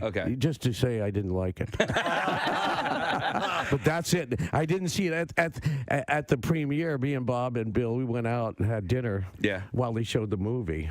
That's funny. We came back right at the end when they all started. And we go, okay. Thank you. I wanted to ask you about some of the things that you do like. I was listening to the concert in Paris, 1974, this morning. Yeah. What was it besides the United States? What was your favorite country to play in? Oh, Jesus, that's a good question. I think that I can't answer that question because they're all good when you play good. Every country is the same. Yeah. If the music is played well and we have a great time, France is great, England's great, Germany, it's all good if we play well. If we don't play well, the city sucks. It's this place. We blame it on the city. Blame it on the city. Of course. Yeah. Franklin Port. I also, as a fan, there's an ebb and flow to the way I listen to your music, and so recently I flowed back to. I guess I ebbed back to. I ebbed back to studio albums. Do you? I don't know if you ever listen to your own music. No. But do you have a favorite studio album? Yeah, I would have to say it would be, it was half studio and half live. It was called Anthem of the Sun. I think it was our second record, back 3,000 years ago. Yeah. And that was probably my favorite. American Beauty, Working Man's Dead. They were nice, fuzzy, warm. See, my first album I ever bought was Mars Hotel, so I automatically go back to that one. And Unbroken Chain. And we were never very good in the studio. We never could cage the animal in the studio. When did you realize that? It seemed to be early on. Yeah, well, we thought we could make, no one knew how to make a record. But I mean, we didn't know how to make anything. We were just musicians at the time, and we weren't really savvy on the studio. No one had a studio. Right. Now I have a studio. Everybody has a studio. So we just weren't producible. There was too much anarchy in the band. Too many people wanting to do... they had strong opinions of it. So, and we never really liked it in the studio with the four walls. It was too captivating. We were like a captive in the studio. And we never really made a great record. You guys had a pop explosion in the late 80s when you hit with Touch of Grey and Hell in a Bucket, In the Dark. Was that fun? Was that cool? Was it neat seeing a whole bunch of people who maybe had not been turned on? You always had legions of loyal fans, but here all of a sudden, boom, you had fresh music. And the tour was gigantic. Was it fun? Oh, yeah, it was fun, but it wasn't quite like that. What happened was we were already playing stadiums at the time. That was in 87. Yeah. So instead of playing 1 or 2 days at the stadium, we were playing 3 days at the stadium. Yeah. So it really didn't affect us much. We just... You guys were touring sold-out shows anyway. We didn't feel it, which we were playing stadiums. Yeah, but you know what? I found out about you guys because of Touch of Grey. There was a music video. I was young at the time, so so you guys had a music video, so you were totally reaching an audience. That, we never did the videos or anything. We never did a single. So we weren't really part of the music industry. We never played that game. And if we lived by the single, we would die by the single. If we didn't have a hit. That's interesting. Yeah. It's funny because I remember becoming aware of the Grateful Dead, through the iconic artwork that was associated with the band. Yep. What's that about? Sublime and Santeria on 93.3 WMMR. Everything that rocks, of course. No Sad Bro this Friday morning. No. Coming to a close for us, opening up a door for Mr. Jackie Bam Bam, who I'll introduce here in just a moment or two. But first, I want to thank all those who participated in our show this morning. You know what? Before we do that, I have a caller I want to go to. Let me go to Rob. Hey, Rob. Good morning, buddy. Good morning. What a way to start the weekend. Yeah, right? Why are you feeling so happy? Well, I just got a call from Beasley, and I'm your $1,000 winner. That is the way to start a weekend. Excellent. Rob, where are you from, bud? From Havertown, Delaware County. Excellent. In Delco. How long you been listening to MMR? Oh, forever. Forever. Excellent. Back in the day, listen to you guys all the time. Love the podcast when I get a chance. And I was just on the other line with my wife, so I had to hang up on her to talk to you. She'll understand, yeah. And a small token of appreciation for your years of loyal listenership. We have $1,000 for you, Rob. So congratulations, that's great. That's great. I appreciate it so much. I have it in my Outlook to punch the word in, and I did it this morning. So I've been doing it several times. So this is great. All of a sudden, it popped up on my phone, and I quickly ran and got my phone and got to a spot so I could hear the guy talking. Oh, you're playing it all. You're playing it perfectly correctly, and now it's paid off. Pays off. Excellent. Yeah. Rob, have a great weekend. Thanks for listening, bud. Thank you so much. Rob's our cash winner right there. And it's just getting started today. So you got several more chances to win. Next opportunity coming up at noon. I would like to thank our guest on the program, Mr. Noel Miller. Yes.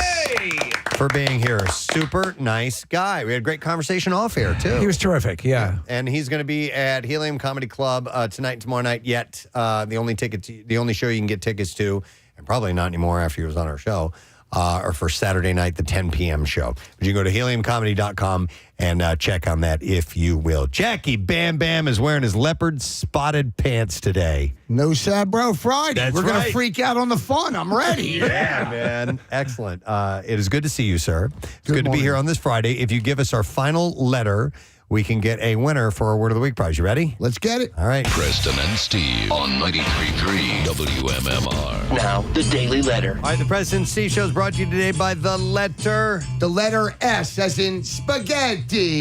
Spaghetti.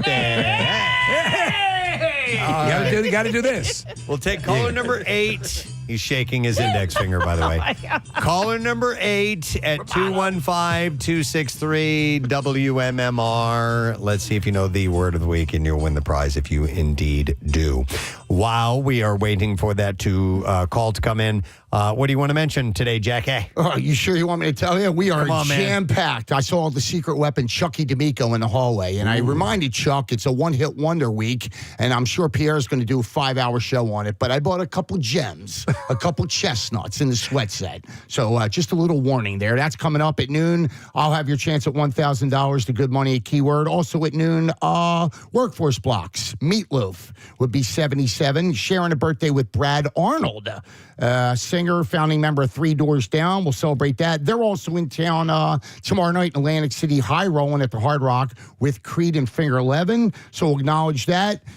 Today's the anniversary of Cliff Burton from Metallica passing. I will have tickets for Metallica, both shows, when the sounder goes off, and tickets to join me with Bret Michaels and Poison and Ben Selm at the Parks Excite Center. Can I breathe now? No, I think you're good. That's a lot. Woo! It's a hell of a lot. It's a one-man gang in here. Yeah.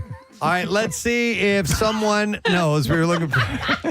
Is it? It's a one-man gang in here. Nick! They're going to say gangbang, and I was like, oh, okay. All right. We're looking for caller number 8, and I have Johnny on the line. Hi, Johnny. Good morning, bud. Hey, Preston. Good morning. Good morning to see you. Johnny, do you know the word of the week? Glass. Glass. Great day in the morning! All right, Johnny. That's correct. And we're going to give you an Adventure Aquarium Encounter Experience 4-pack of tickets and an Adventure Aquarium merch pack. So you are set to go. Hang on the line, dude. We'll get your information. Don't forget to dive into fall family fun at Fantastic Pumpkin Glow at Adventure Aquarium, overflowing with aquatic pumpkin sculptures and open now through November 3rd. Let's thank our sponsors. Preston and Steve Show has been brought to you today by Dunkin', and the Preston and Steve Show runs on Dunkin'. Also brought to you by Acme, fresh foods, local flavors, and Trinity Rehab with locations all over trinity-rehab.com. Next week on our program, well, Todd Glass is going to be in town. Nice. The man. He will stop by in studio. Steve, we are going to have on the show as well next week Svengoolie. I love Svengoolie. Yeah. Watch him every Saturday night. Late night horror movie host. BTV. Excellent. So we'll talk to Svengoolie. Comedian Joe List will be on the program. Joe's great. And we have Sean Keenan, who is from Cobra Kai, checking in. We're getting ready for the second half of that season in the near future. And Mark Paul Gossler will be joining us, too. Our old buddy. Yeah. Your Words with Friends buddy, too, right? Yes. All right, so we will have those and more things next week. That is it. We are done. Rage on. Have yourself a great weekend, and we'll see you later, gang. Bye-bye.